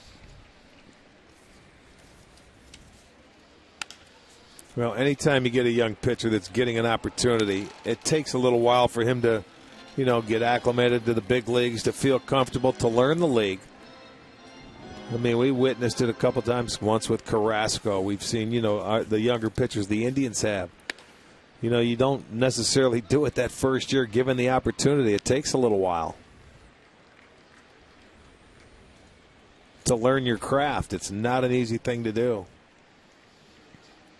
The 22 is early. That's young for pitchers. That one is just foul. Ooh, good break there. Not by much. No. You feel like you're seeing that a little more too, Rick, with most pitchers when they get to the big leagues now are not 19 or 20. Like, we'll have our AT&T trivia answer coming up here, but it's not often you see those real young guys at the major league level anymore. Rick Porcello came up with the Tigers, and he was 20, I believe, when he made his debut. But it seems maybe because the development of college baseball programs, more kids going to college, so they're older when they come out. Yeah, I mean, a lot of guys are going to college now when they come out, and that's what you want to draft. Somebody that's has logged a few more innings. You get to look at them a little while longer. Fukudome is 3 for 3. Couple of doubles and now a single for Kosuke. 1 out here in the 6th inning, and he's on first base with Lonnie Chisenhall coming to the plate. And Katie Witham has a tidbit for you on Lonnie Chisenhall, Katie. Well, guys, pitchers are definitely throwing Lonnie Chisenhall differently. He told me earlier he's seeing a lot more changeups, sliders low and inside, and it's really forced him to change his approach at the plate. He's now trying to be a lot more patient, but aggressive enough to jump on that one fastball he sees a game. But the big thing for him is just making sure he doesn't get caught in between right now, guys. Well, that's a good point, because the patience is if you don't get that fastball on your first pitch, you take it. And if it happens to be a breaking ball for a strike, okay, you live with it. At least you get to look at it. But they're going to show and attack you with breaking balls, and just if you get that one fastball, don't miss it. And he lines that one right down the right field line. Fukudome around second on his way to third. Smitty will hold him there. It's a double for Lonnie Chisenhall, and now the Tribe has runners at second and third with one away here in the sixth. Yeah, don't miss it. He didn't miss that one. The Indians get their fifth double of the game. He got himself a nice fastball, and he turned on it. And that's the difference, I think, between big league hitters and minor leagues. When you do get a pitch to hit, you don't foul it off. When you do, you're in a slump. When you don't, you get a base hit, and that's how you make your living as a big league hitter. And he gets his double. So now this inning's set up for the Indians with second and third and just one out. Carl Willis goes out to the mound. He's going to have his talk with Bevan. So the Indians threatening here in the sixth inning, down by a run. That double for Chisenhall, the eighth of the season for him. He's 2 for 3 today in the DH role. Now the Indians with a couple in scoring position for Matt Laporta, who struck out twice. As Dan Cortez gets loose in the Seattle bullpen.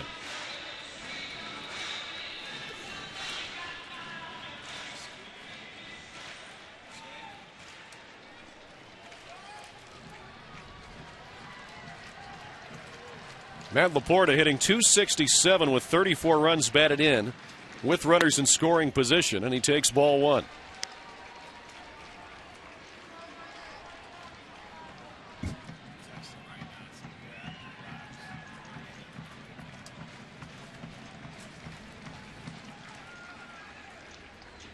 And Laporta drives that one to deep left center. Gutierrez will get there, but Fukudome will tag, and he'll score. Now Chisenhall going to third. The throw comes there. He's safe, and the Indians have tied the game at 3. Matt Laporta comes through with the sac fly.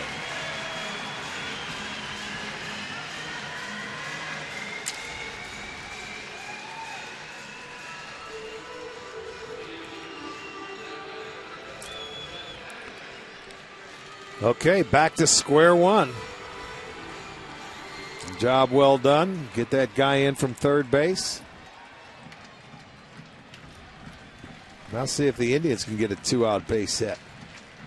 With Chisenhall moving to third, Jack Hanahan will see if he can deliver him as he takes strike one. Hanahan today 0 for 2, hit the ball hard his last time up in the fourth inning, lined out to Dustin Ackley for the double play.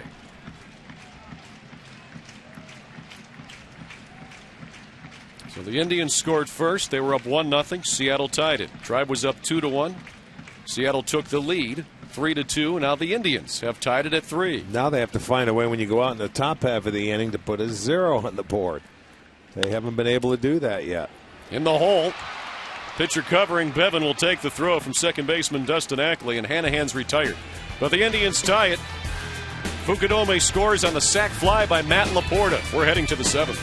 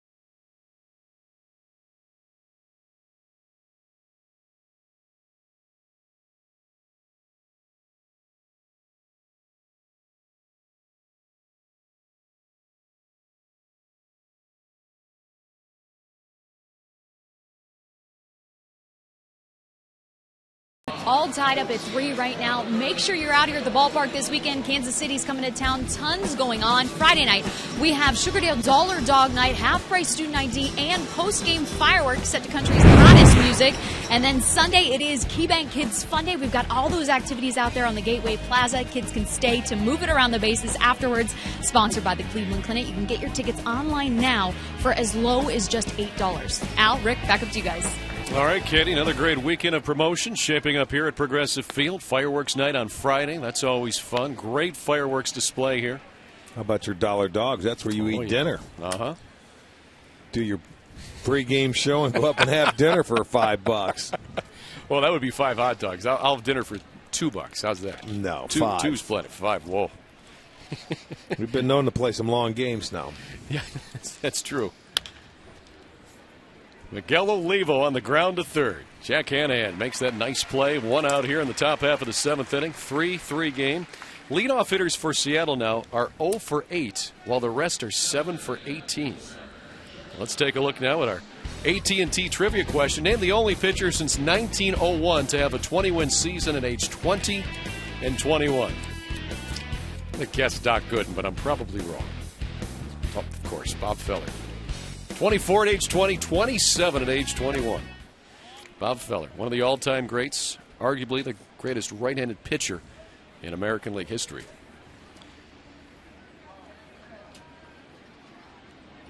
And today is the 75th anniversary of his first Major League start. He struck out 15. He was only 17 years old, Mike Pocta tells me. Yeah, that's unbelievable. Could you imagine a 17-year-old nowadays pitching a Major League game and striking out 17?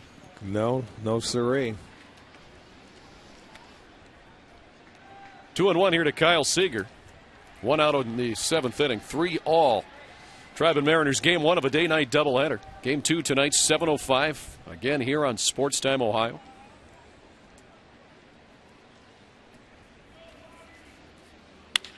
And he smokes that one to right center field. Chu going over. And he'll have to play it off the wall. So Seager will head into second base with a stand-up double with 1 out here in the 7th inning. He's had a couple of good at-bats today. Single, now a double. Finds a gap. That's his first career double. There's that fastball, and losing a little steam there at 90 miles per hour. He took advantage of it. So that'll be 8 hits now for Seattle. And that is the go-ahead run in scoring position. There's Trayvon Robinson. He doubled his last time up.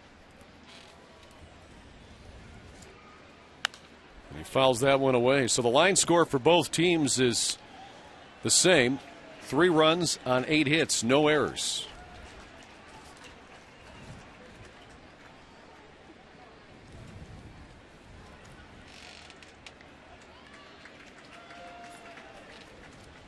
One strike on Robinson. And he pounds that one in the ground. Hanahan will look the runner back at second. Throw out Robinson. 2 outs here in the 7th inning. That'll bring the very dangerous Ichiro Suzuki to the plate, who's 1 for 3 today with a single and an RBI back in the 5th inning. Yeah, he got the base hit with 2 outs to drive in Robinson back in the 5th.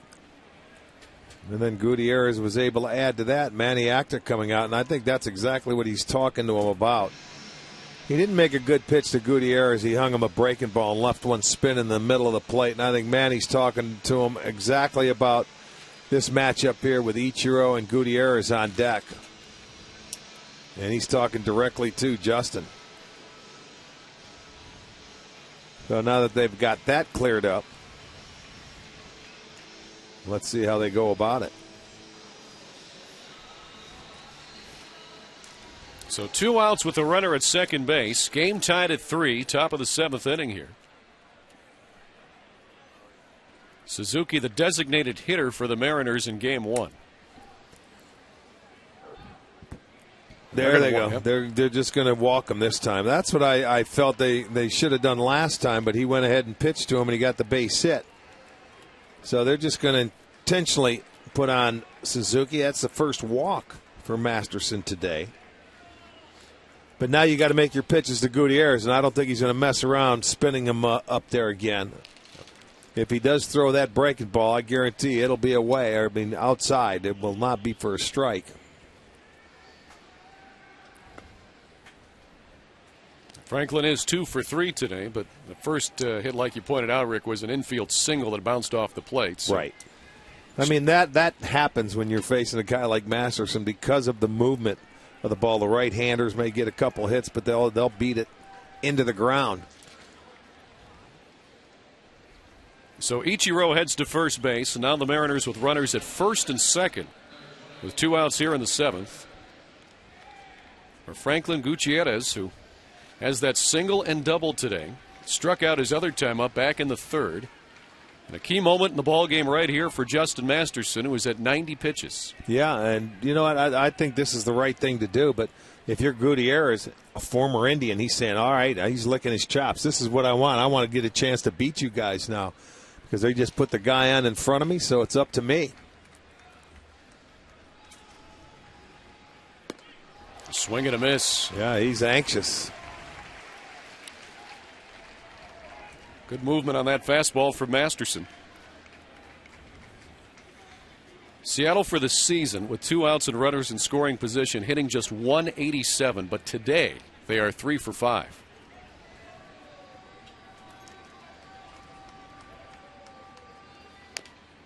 And that one off of Gutierrez at the plate. It's a foul ball. It's 0-2 now, and he's in some pain.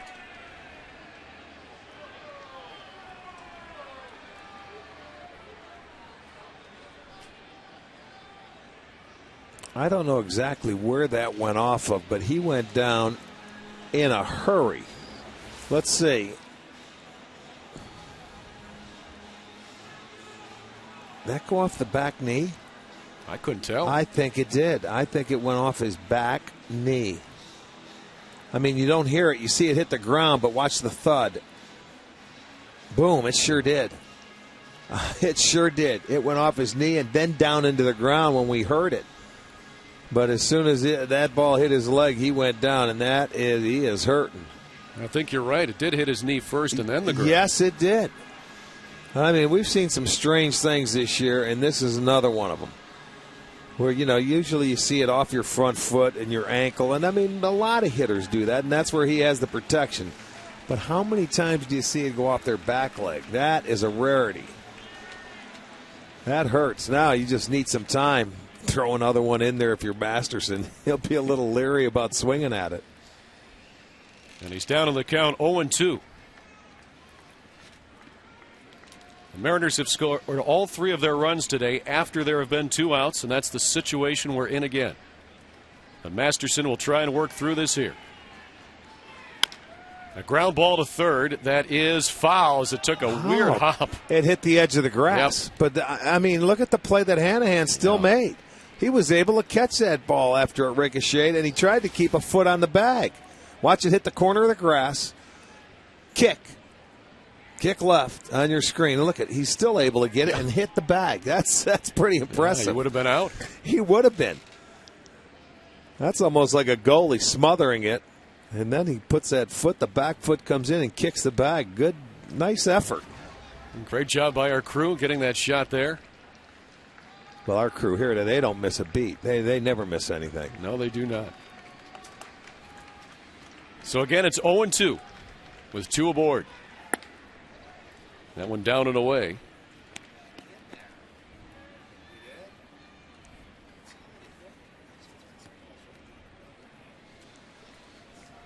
Kyle Seager on second base. Ichiro Suzuki on first, 2 outs. And a 1-2 count to Franklin Gutierrez with 2 outs here in the 7th and a tie game. And again outside. And Masterson didn't miss by much. No, but Santana's sitting out there. You watch, he's sitting off the plate. And, he hits the glove, the target. That ball is outside. It has some movement coming back, but that's a good place to sit when you're ahead of a hitter.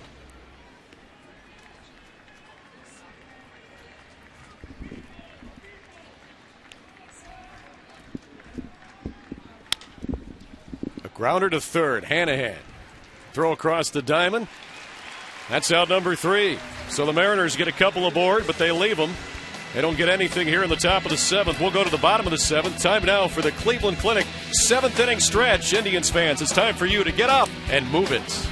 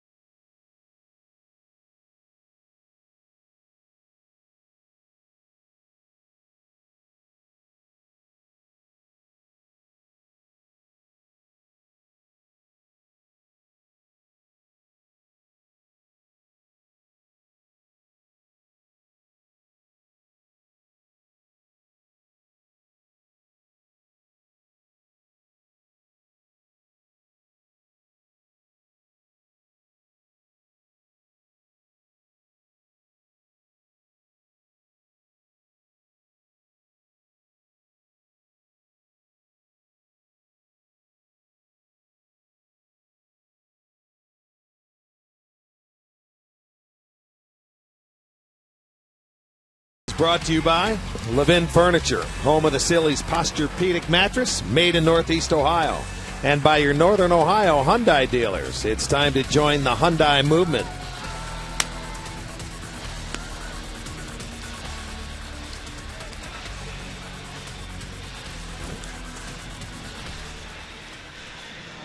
I like Panini's franchise group on Facebook for your chance to win giveaways and prizes. To go to the bottom of the 7th inning, new pitcher.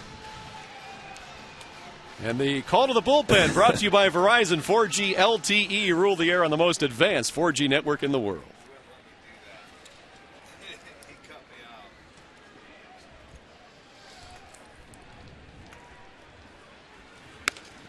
And the Indians here in the bottom of the 7th inning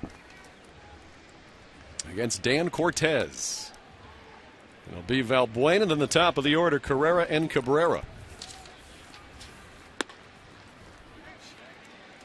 Again, Adam Kennedy playing close at third base, but it's not often we see Valbuena try to bunt for a hit, Rick.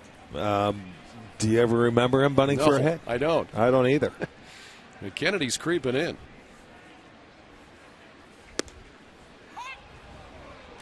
It's a strike from Cortez. Valbuena today 0 for 2. A fly out and ground out.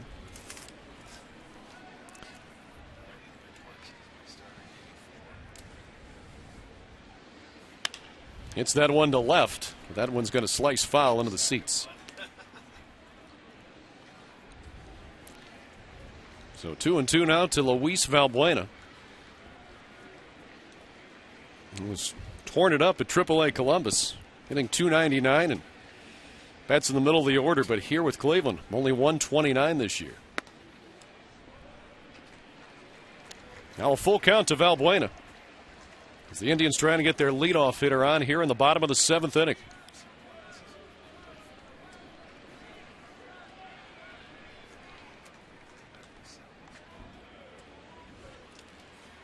Ball 4. So Cortez walks the leadoff batter. As Valbuena heads down to first base. And here's our Miller Taste Greatness moment of the game. On this date, back in 2006, the Indians rally from way back to beat the Royals 15-14 5 years ago at the K. 29 runs combined for the Royals and the Indians. That's our Miller Taste Greatness moment. So here's Carrera. He bunts straight up in the air. Foul. Olivo makes the easy catch. Kid's having a hard time bunting the baseball.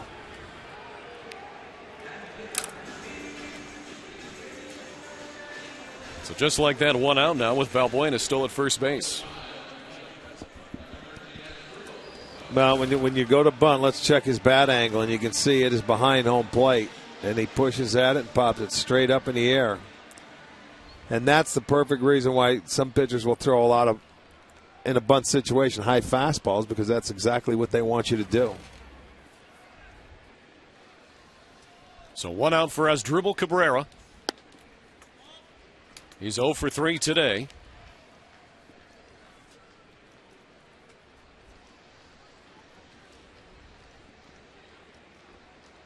Fly out, ground out, and a pop out. That one high and tight. This guy looks like he could be effectively wild. He just rears back and throws it, and I don't know if he knows where it's going. You'll see this ball up and under. Get out of the way. I think it would be tough to sit in a location for this guy.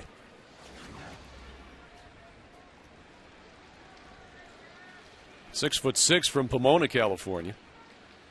It's a big guy out there. Cabrera hits that one high in the air to short right. Casper Wells coming on. 2 outs here in the 7th.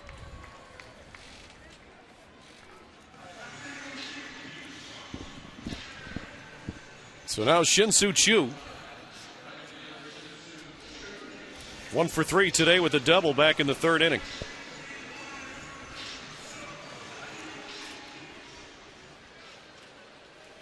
Valbuena still at first base with those 2 outs. Today's attendance 22,805 for game 1 of this doubleheader.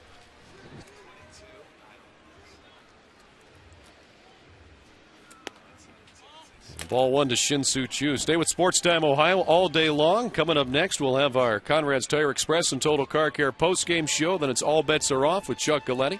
6:30, Indians on deck. 7:05, game 2 with the Mariners. After the game, training camp daily. Then Chuck's back for Chuck's last call. He's got double duty today, too, huh? So a full day of live programming for you here on Sports Time Ohio.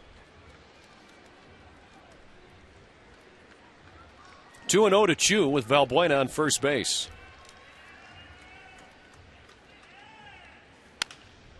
He hits that one foul.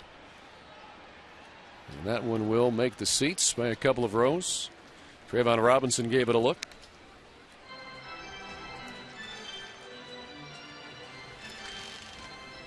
Indians trying to snap a 4-game losing streak. They enter play today 5.5 behind Detroit in the American League Central. Tied with the White Sox.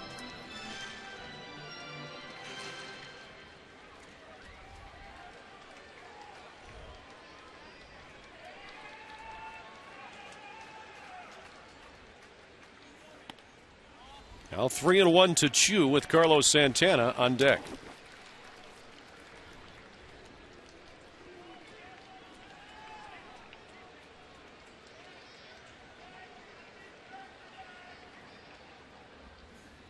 And ball 4.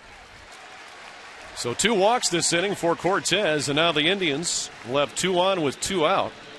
So Valbuena gets pushed to second base in scoring position for Carlos Santana.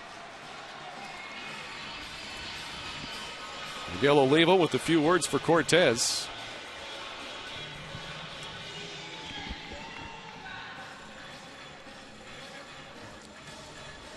Now Eric Wedge on the top step of the dugout.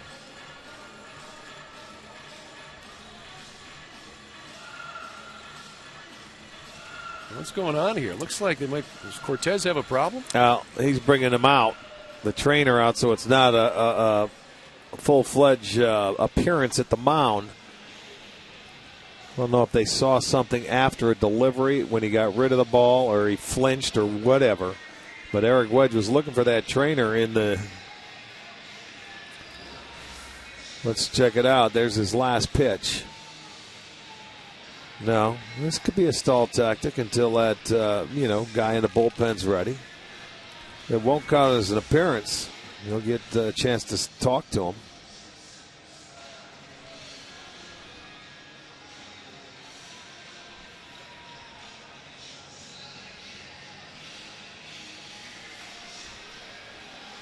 Now, there's nothing we could pick up from the replay. No, there wasn't, unless they know something going into it that we don't. Right. I mean, they'll sit and let him throw a couple of pitches. That's right. It's all over the place, so he's ready. That's a good point. That's his M.O. High.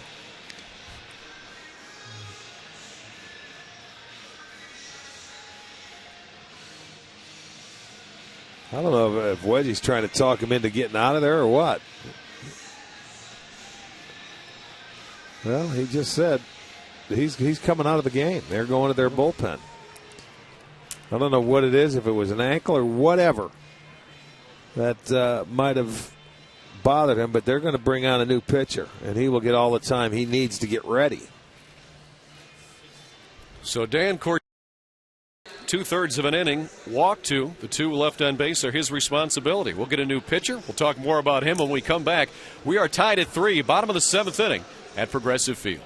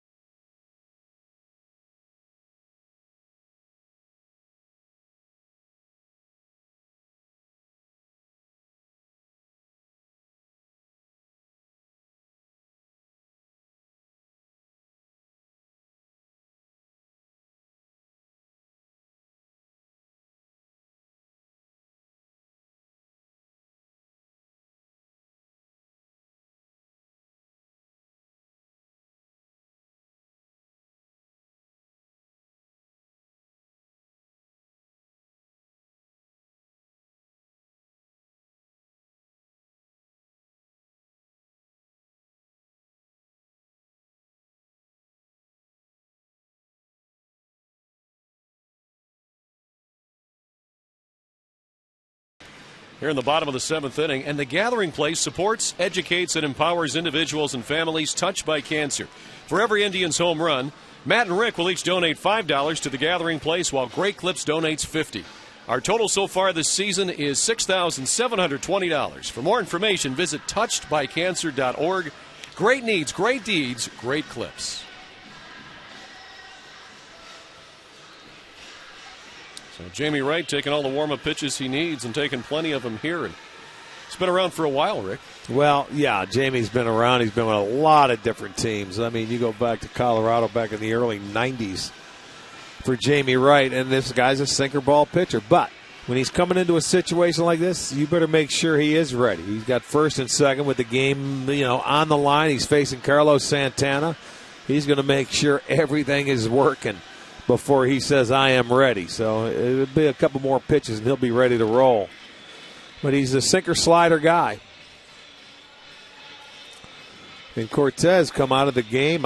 We haven't heard anything. Maybe we will here shortly. We don't know what happened, but he was just wild enough to walk two guys.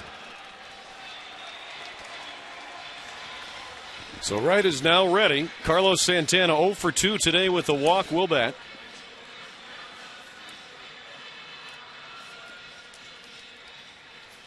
And Kosuke Fukudome is on deck, who is 3 for 3 today.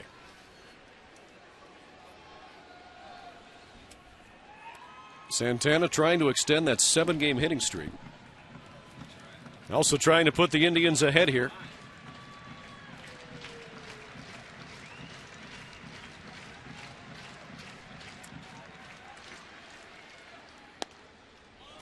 Ball 1 from Wright.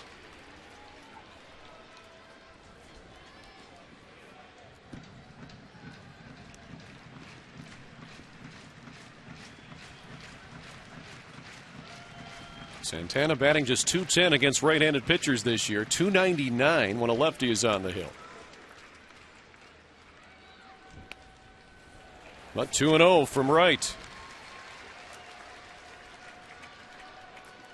And the first two tribesmen that reached this inning reached on walks. And now it's 2-0 to Carlos Santana.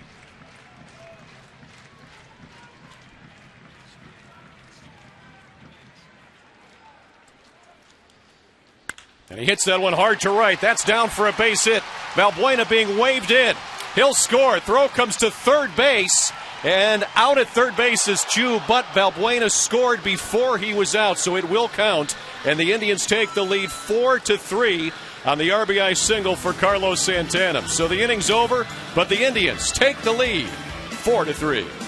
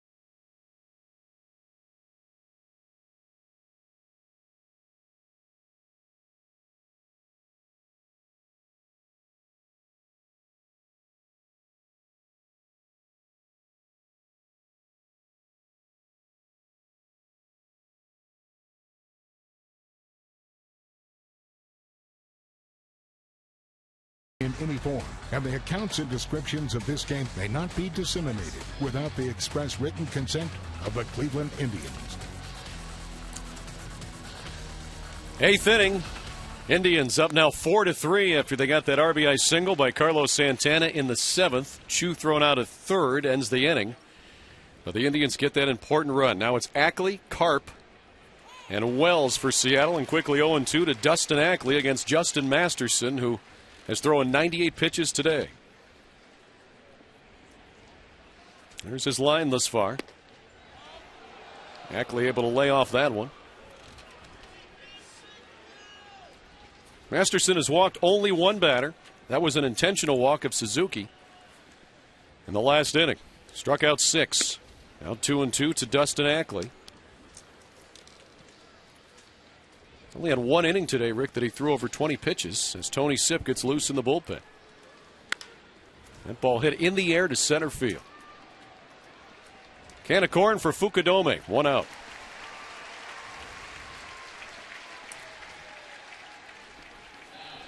take a look at this throw, Rick, to end that last inning. Well, it was a good throw. He's going away. He's going toward the line. He's going to take it and forget the guy at home. He's going all the way to third base. Look at this. Body going one way, throw gumping the other, and makes a perfect one-hop throw to third base. That's a pretty impressive throw. Good arm. And that stops the inning. So he just got chewed. The tag applied by Adam Kennedy. Casper Wells with that gun. One out here in the 8th inning now for Mike Karp. 0 for 3 today with a couple of strikeouts. He has reached base in 30 straight games. Trying to extend that streak here. It's the longest of the season for a Mariner. Well, this could be his last opportunity. His 20-game hit streak stopped last night.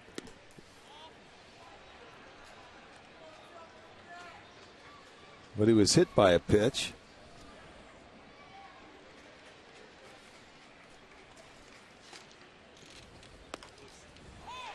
One and two now to Mike Karp.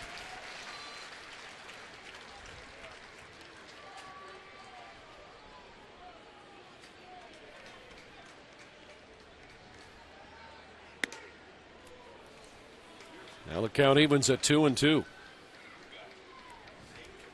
105 pitches today for Justin Masterson. And a fly ball to right. Chu drifting back. Sunglasses down, shading his eyes, making the catch. 2 down.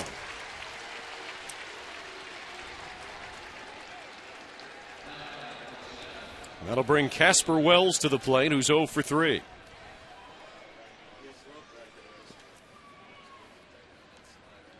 You know, one of the things you love about Justin Masterson, Rick, is it gets later in a ball game, boy, he wants to be out there, and he keeps throwing quality pitches.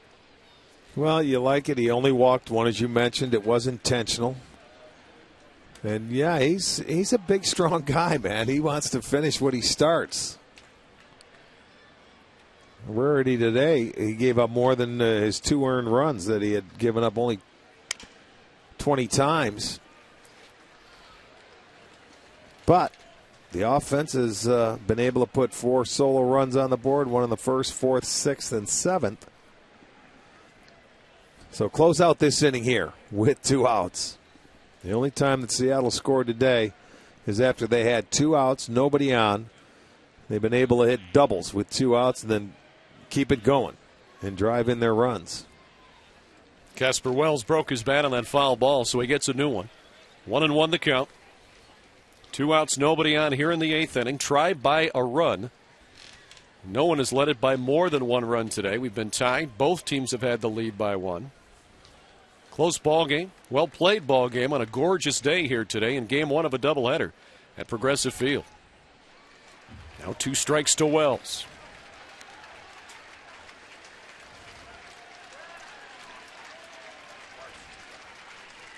$22,000 plus showing their support for Justin Masterson as he tries to get out of the inning here with Casper Wells at the plate in search of his 7th strikeout. Got him. Justin Masterson. Good effort today. Mariners retired in the 8th inning. 3 up, 3 down. Tribe by a run.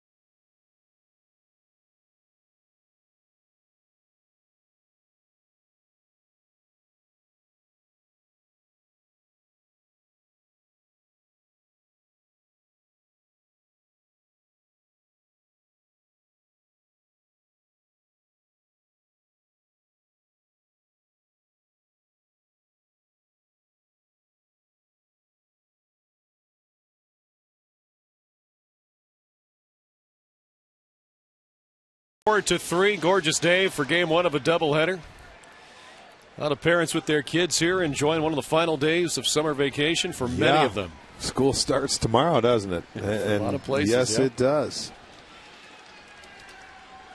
Kosuke Fukudome has had a great day at the plate. He's 3 for 3, couple of doubles and a single. He also has 2 runs scored, and he picked up his 24th run batted in of the season overall. Jamie Wright came on back in the 7th inning, and he quickly jumps ahead of Fukudome 0-2.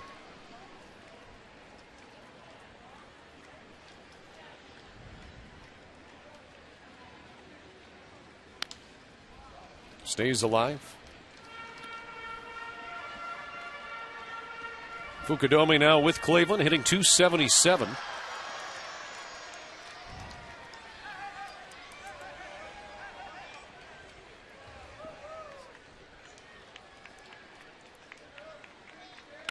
He hits that one up the middle, and Jamie Wright makes a nice play, and for the first time today, Kosuke Fukudome is retired. 1 out. Today's box score is brought to you by your Northern Ohio Hyundai dealers, introducing the Hyundai Assurance Trade-in Value Guarantee. Fukudome, the team leader, with that 3 for 4 day. Chisenhall, 2 for 3 as the designated hitter. Ezekiel Carrera also had a couple of hits. Chu and Santana, the others. It's brought to you by Hyundai. Now Chisenhall picked up his 8th RBI of the season, last time up.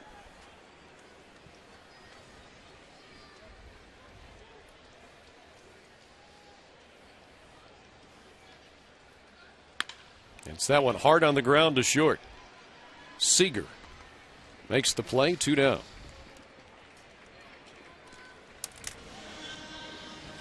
All right, don't forget to stick around after the game today for the Conrad's Tire Express and Total Car Care postgame show right here on STO. We will have highlights for you from around Major League Baseball, highlights from the Indians, analysis, and more. Chuck Galletti will have the third segment for you. Then he'll also have All Bets Are Off and take you up to 6:30 with Indians on deck for Game 2. Conrad's, home of the lowest everyday tire price guarantee. Just simply keep it here today on STO all day long as Matt Laporta rips that one to left center. That one will go off the wall on a bounce. Matt's on his way to second base. He'll stop there with a stand-up double with 2 outs here in the 8th inning. His first hit today.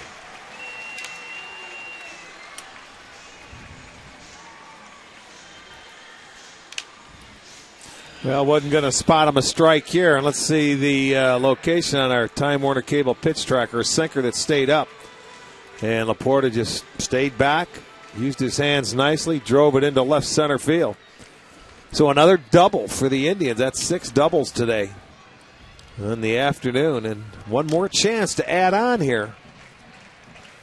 Jack Hanahan will also see if he can increase his 6-game hitting streak. So he takes ball 1. Jack 0 for 3 today. Lined into a double play, though, back in the 4th inning. So he's been hitting the ball well lately.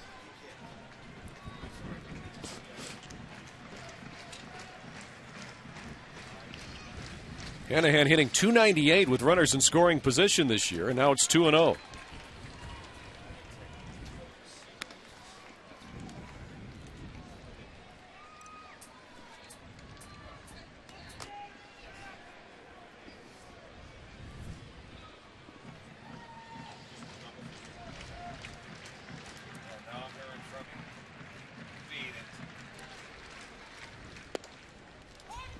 There's a strike from Jamie Wright.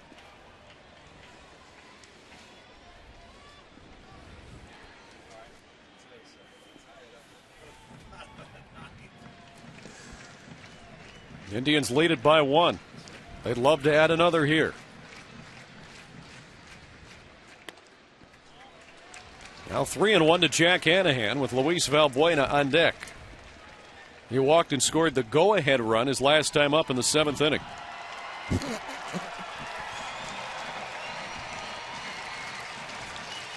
There's Laporta on second base.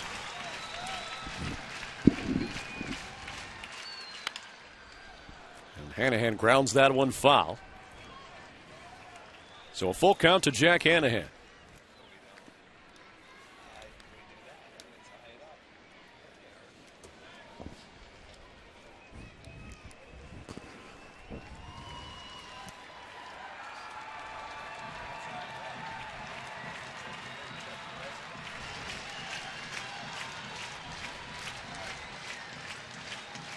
Here's the payoff. Another foul ball for Hanahan. Now, Rick Jacks talked about that short swing that he said he had at the start of the year, got away from a little bit, but has it back again, and it makes a difference. Well, it certainly does. The longer you are, the easier it is to pitch to, the more holes you have. Hanahan stays alive. I mean, a case in point right there on a pitch away. He's able to shorten it up and at least foul it off to live for another pitch.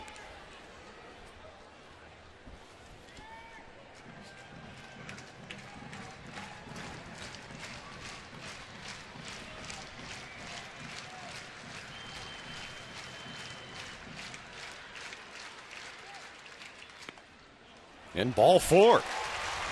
So Jack Hanahan, with the good at bat, works the walk. His first of the day. He's on base for the first time today, and now 2 aboard for Luis Valbuena with 2 outs here in the 8th inning.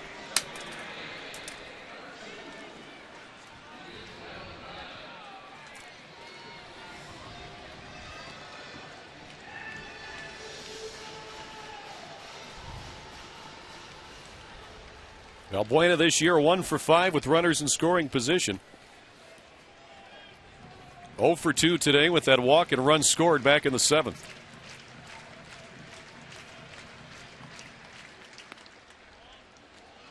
The 1-0 to Valbuena.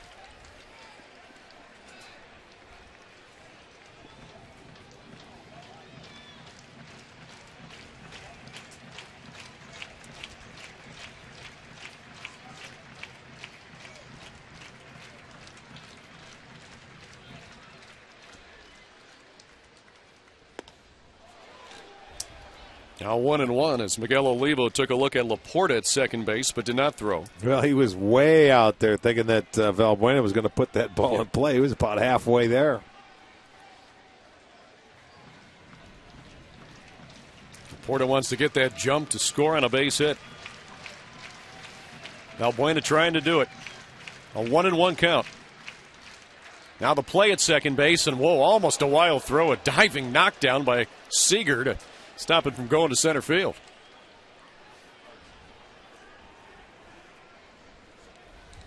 Looked like a goalkeeper there. Well, he had to. I mean, if they get a good throw, you can see the timing play. They tried it earlier in the game, and it worked very well because Bevan made a very nice throw. That one was high and wide. Had to save it.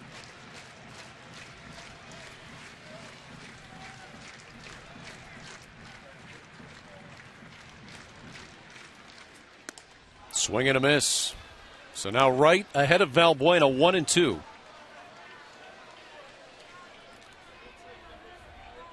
Luis, formerly of the Mariners organization, he was a part of that big 3-team deal with the Mets, Mariners, and Indians back in 08. Joe Smith and Valbuena came here to Cleveland.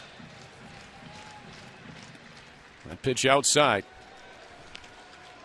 Ezekiel Carrera, who was a part of that deal, he went from the Mets to Seattle, is now here in Cleveland as well.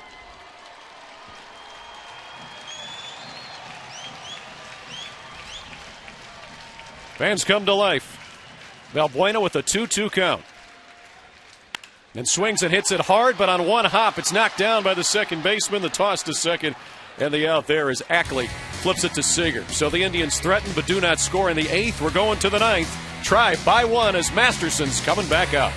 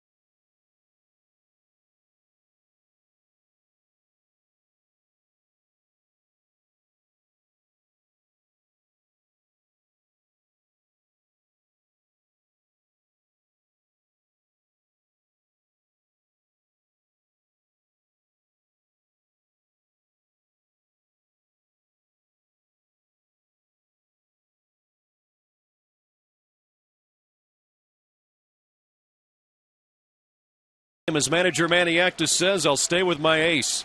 4-3 Indians.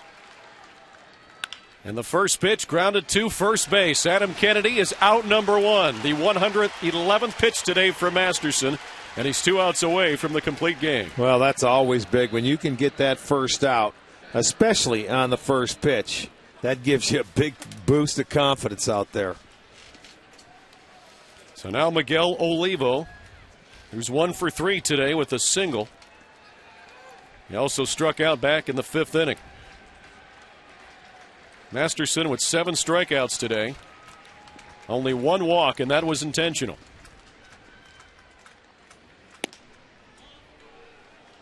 Ball 1 on that 91-mile-per-hour fastball.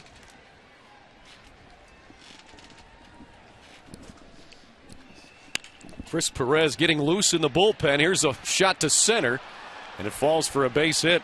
Miguel Olivo is aboard with 1 out here in the 9th inning.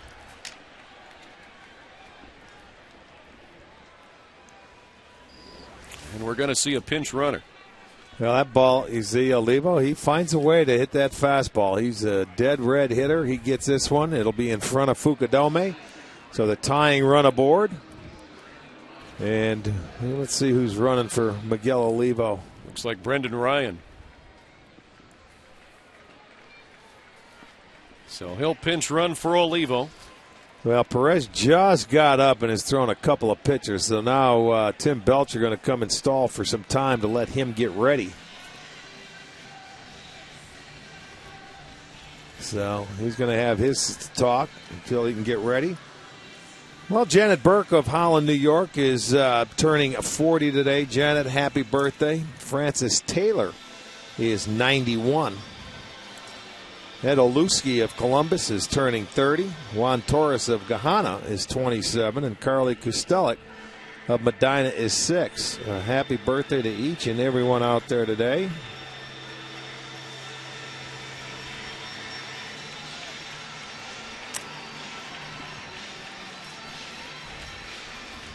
One out here in the 9th inning. Ryan at first base, the pinch runner. And Kyle Seager is going to be at the plate.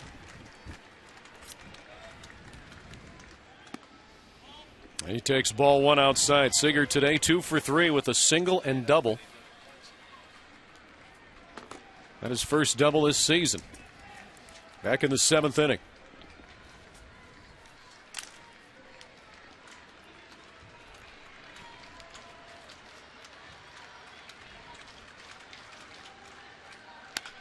That one hit foul and into the seats. 1-1 now to Kyle Seager.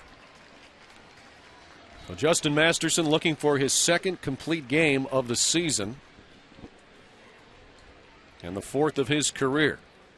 Chris Perez is getting loose in the Tribe bullpen as the Indians try and end this 4-game losing streak here in Game 1 of a day-night doubleheader.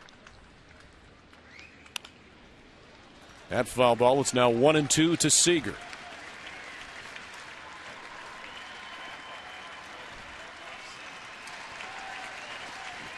Trayvon Robinson is on deck. This crowd has seen a good ball game today. Comes to life again to support Justin Masterson. Looking for his 8th strikeout today. And a hard hit, base hit to right field. Rounding second is Ryan. He'll head to third. Chu's throw will come through, but Ryan there ahead of it. And now the Mariners with runners at the corners and 1 away here in the 9th.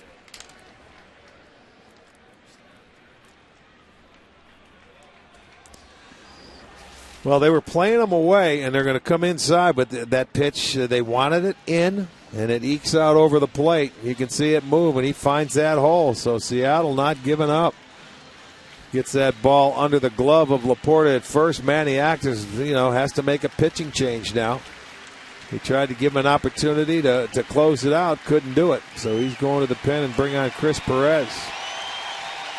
So a warm round of applause for Justin Masterson, who exits after 8 in the 3rd innings. The 2 base runners are his responsibility. We'll come back and tell you about Chris Perez after this.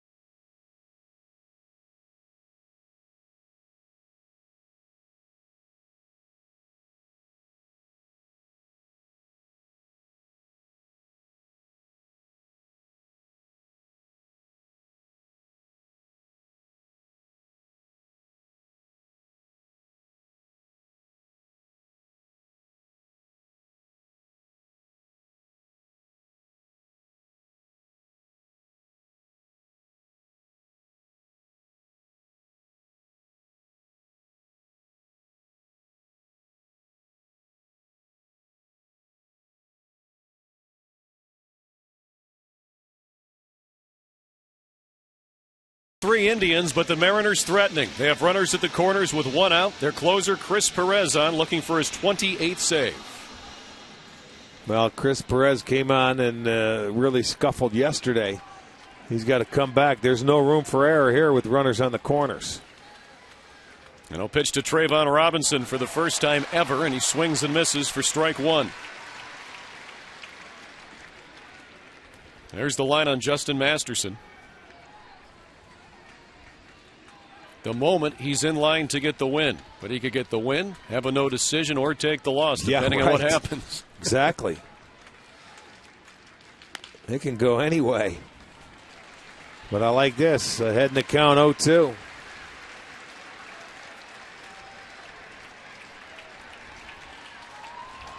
Robinson today 1 for 3 with a double. Chris Perez ahead of him 0-2. Ryan, the pinch runner, on at third. Kyle Seager's over at first. Perez would love the strikeout. That one just off the plate. 1-2 now to Trayvon Robinson.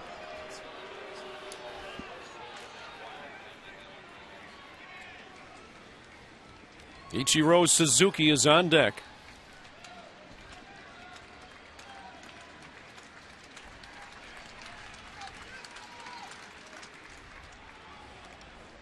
And the fake to third, the throw to first, but nothing doing.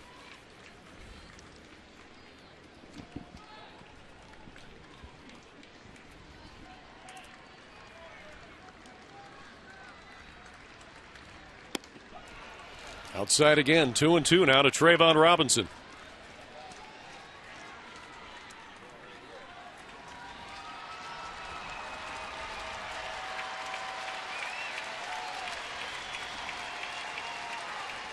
Robinson trying to get that tying run across for Seattle here with 1 out in the 9th.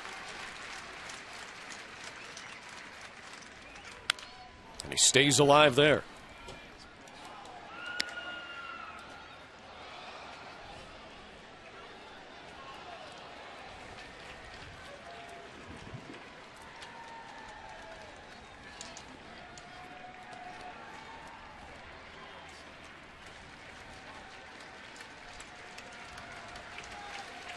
Again, the 2-2.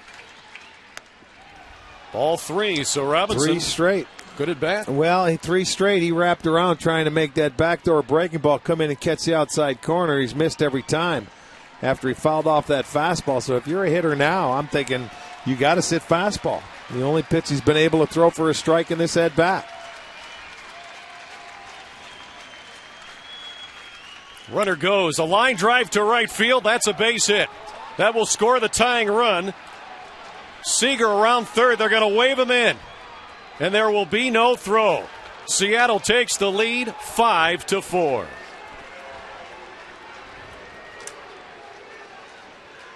Now Justin Masterson could get the loss. As you were explaining it, he came in and he put himself in a fastball situation and had to throw a fastball. And the kid Robinson took advantage of it. He had nothing to do. He got ahead of him. He missed with 3 breaking balls. He throws him a fastball right down Broadway.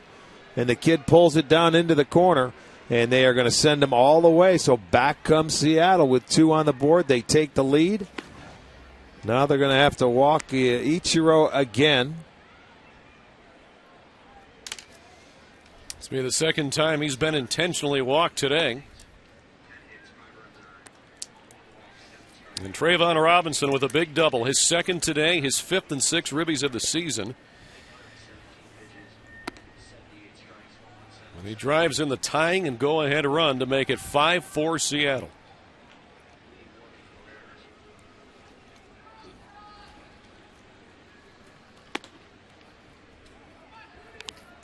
So Ichiro heads to first base. 3rd consecutive time he has reached today. And now Franklin Gutierrez, who's 2 for 4 with a single and double. These fans who are up and cheering for Perez just a moment ago have suddenly gone quiet as Brandon League now, Seattle's closer, loosens in the bullpen.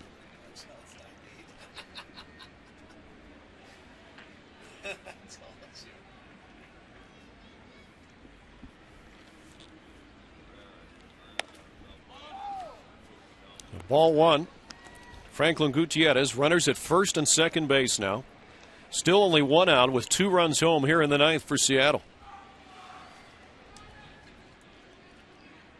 Boy, Rick, these close games, these close ninth innings, these last 3 nights are really tough. Gutierrez pops that one straight up at the plate. Santana says he'll take it, and he's out number 2. Now, the Indians still have their last at-bats, of course, in the bottom half, but every game has been down to the wire here. Well, it has been, and right there, that guy has been scuffling. He was bad yesterday. You come in today, and the thing I liked about it, he was ahead in the count to Robinson 0-2, and he missed with a couple of 3 straight backdoor slider. Not straight, I take that back. He mixed in a fastball. The kid fouled it off, but when you're sitting up there, you know what's coming. 3-2, you had to throw him a strike. He did, and he beat him. You're exactly right. Dustin Ackley takes ball one. He's 0 for 4 today. But there's the man of the hour. Trayvon Robinson has given Seattle the lead with his double here in the ninth.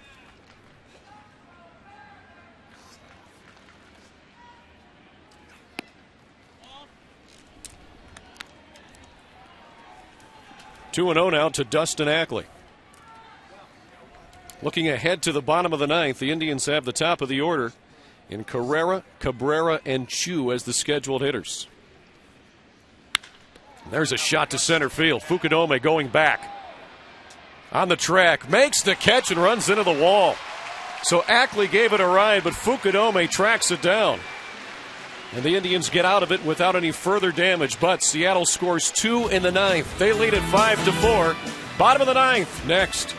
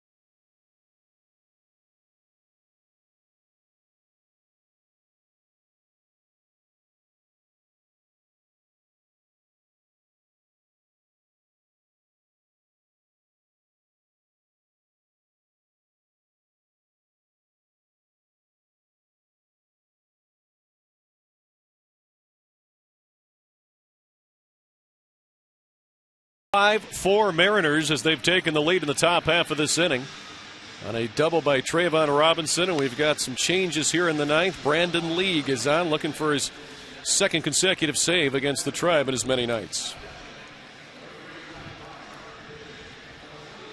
Well, he came in and he struggled a little bit last night as well for the 53rd time. League came in, gave up a couple of singles, but he was able to close it out toward the end. He did get the first 2 guys out. So we'll see what happens. 1-4 record. Brendan Ryan stays in the ball game and remains at shortstop. Kyle Sager goes to third base. Josh Bart in behind the plate. And Ezekiel Carrera looks at ball one from Brandon League, who was 31 for 35 in save opportunities this year. But one of those blowing saves came earlier in the season here at Progressive Field when Travis Hafner took him yard in the ninth. 2-0 now to Carrera. Just trying to find a way on here in the ninth inning.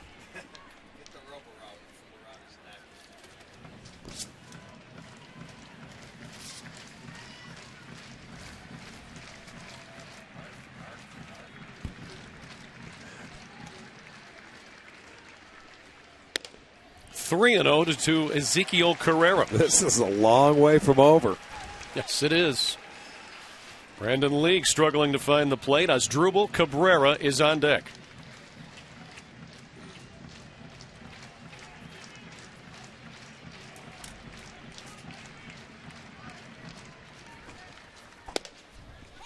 There's a strike on a 96-mile-per-hour fastball.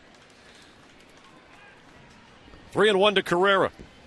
He's 2 for 4 today with a single and a double. Scored the Indians' first run back in the first inning.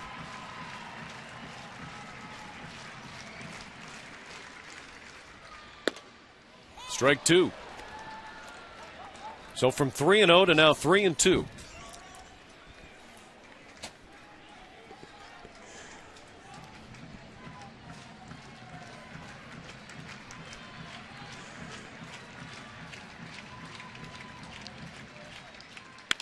Carrera lifts that one to left field. Robinson going back, still going back. He won't get it. It's off the wall. Carrera will pull up at second base with the double. That ball just kept carrying, and Robinson couldn't run it down. So the Indians get the leadoff man aboard in the 9th. On second base, Carrera with his second double today. Well, he hit that ball a long way. You're right. I looked at Robinson. He kept going back and back and back. And that ball short hops the wall. He got a fastball elevated. He stayed on it, and it goes a long way. They were cheating him in, and he gets it over his head and burns him for another double. 7 doubles now for the Indians this afternoon. They have 11 hits. 7 of them have been doubles. So there's that tying run in scoring position. Nobody out, bottom half of the 9th. And Asdrubal Cabrera, who's due, he's 0 for 4 today.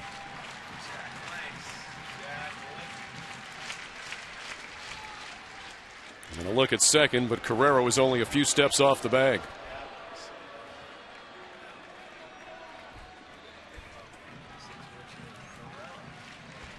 Tribe trying to get to Brandon League here in the 9th.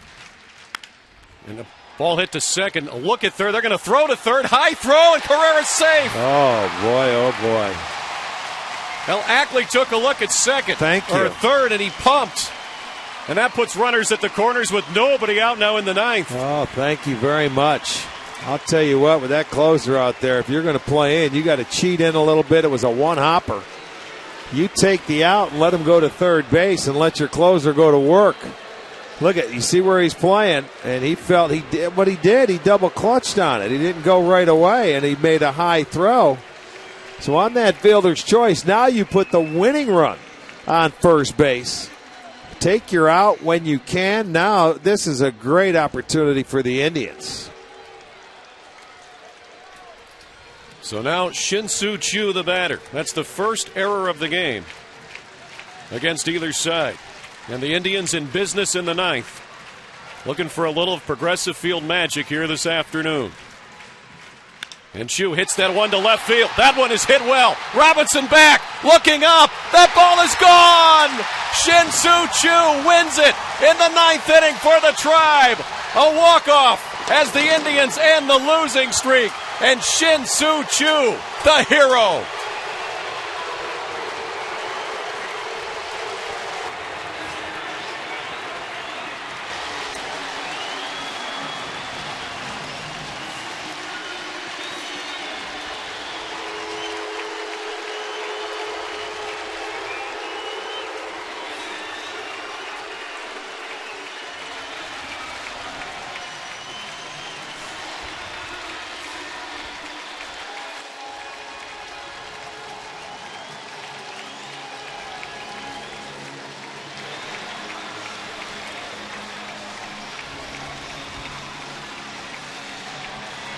It is time now for our play of the game, brought to you by KeyBank. Thank you for making KeyBank the #1 bank in Northeast Ohio. I'll give you one guess what this key play would be.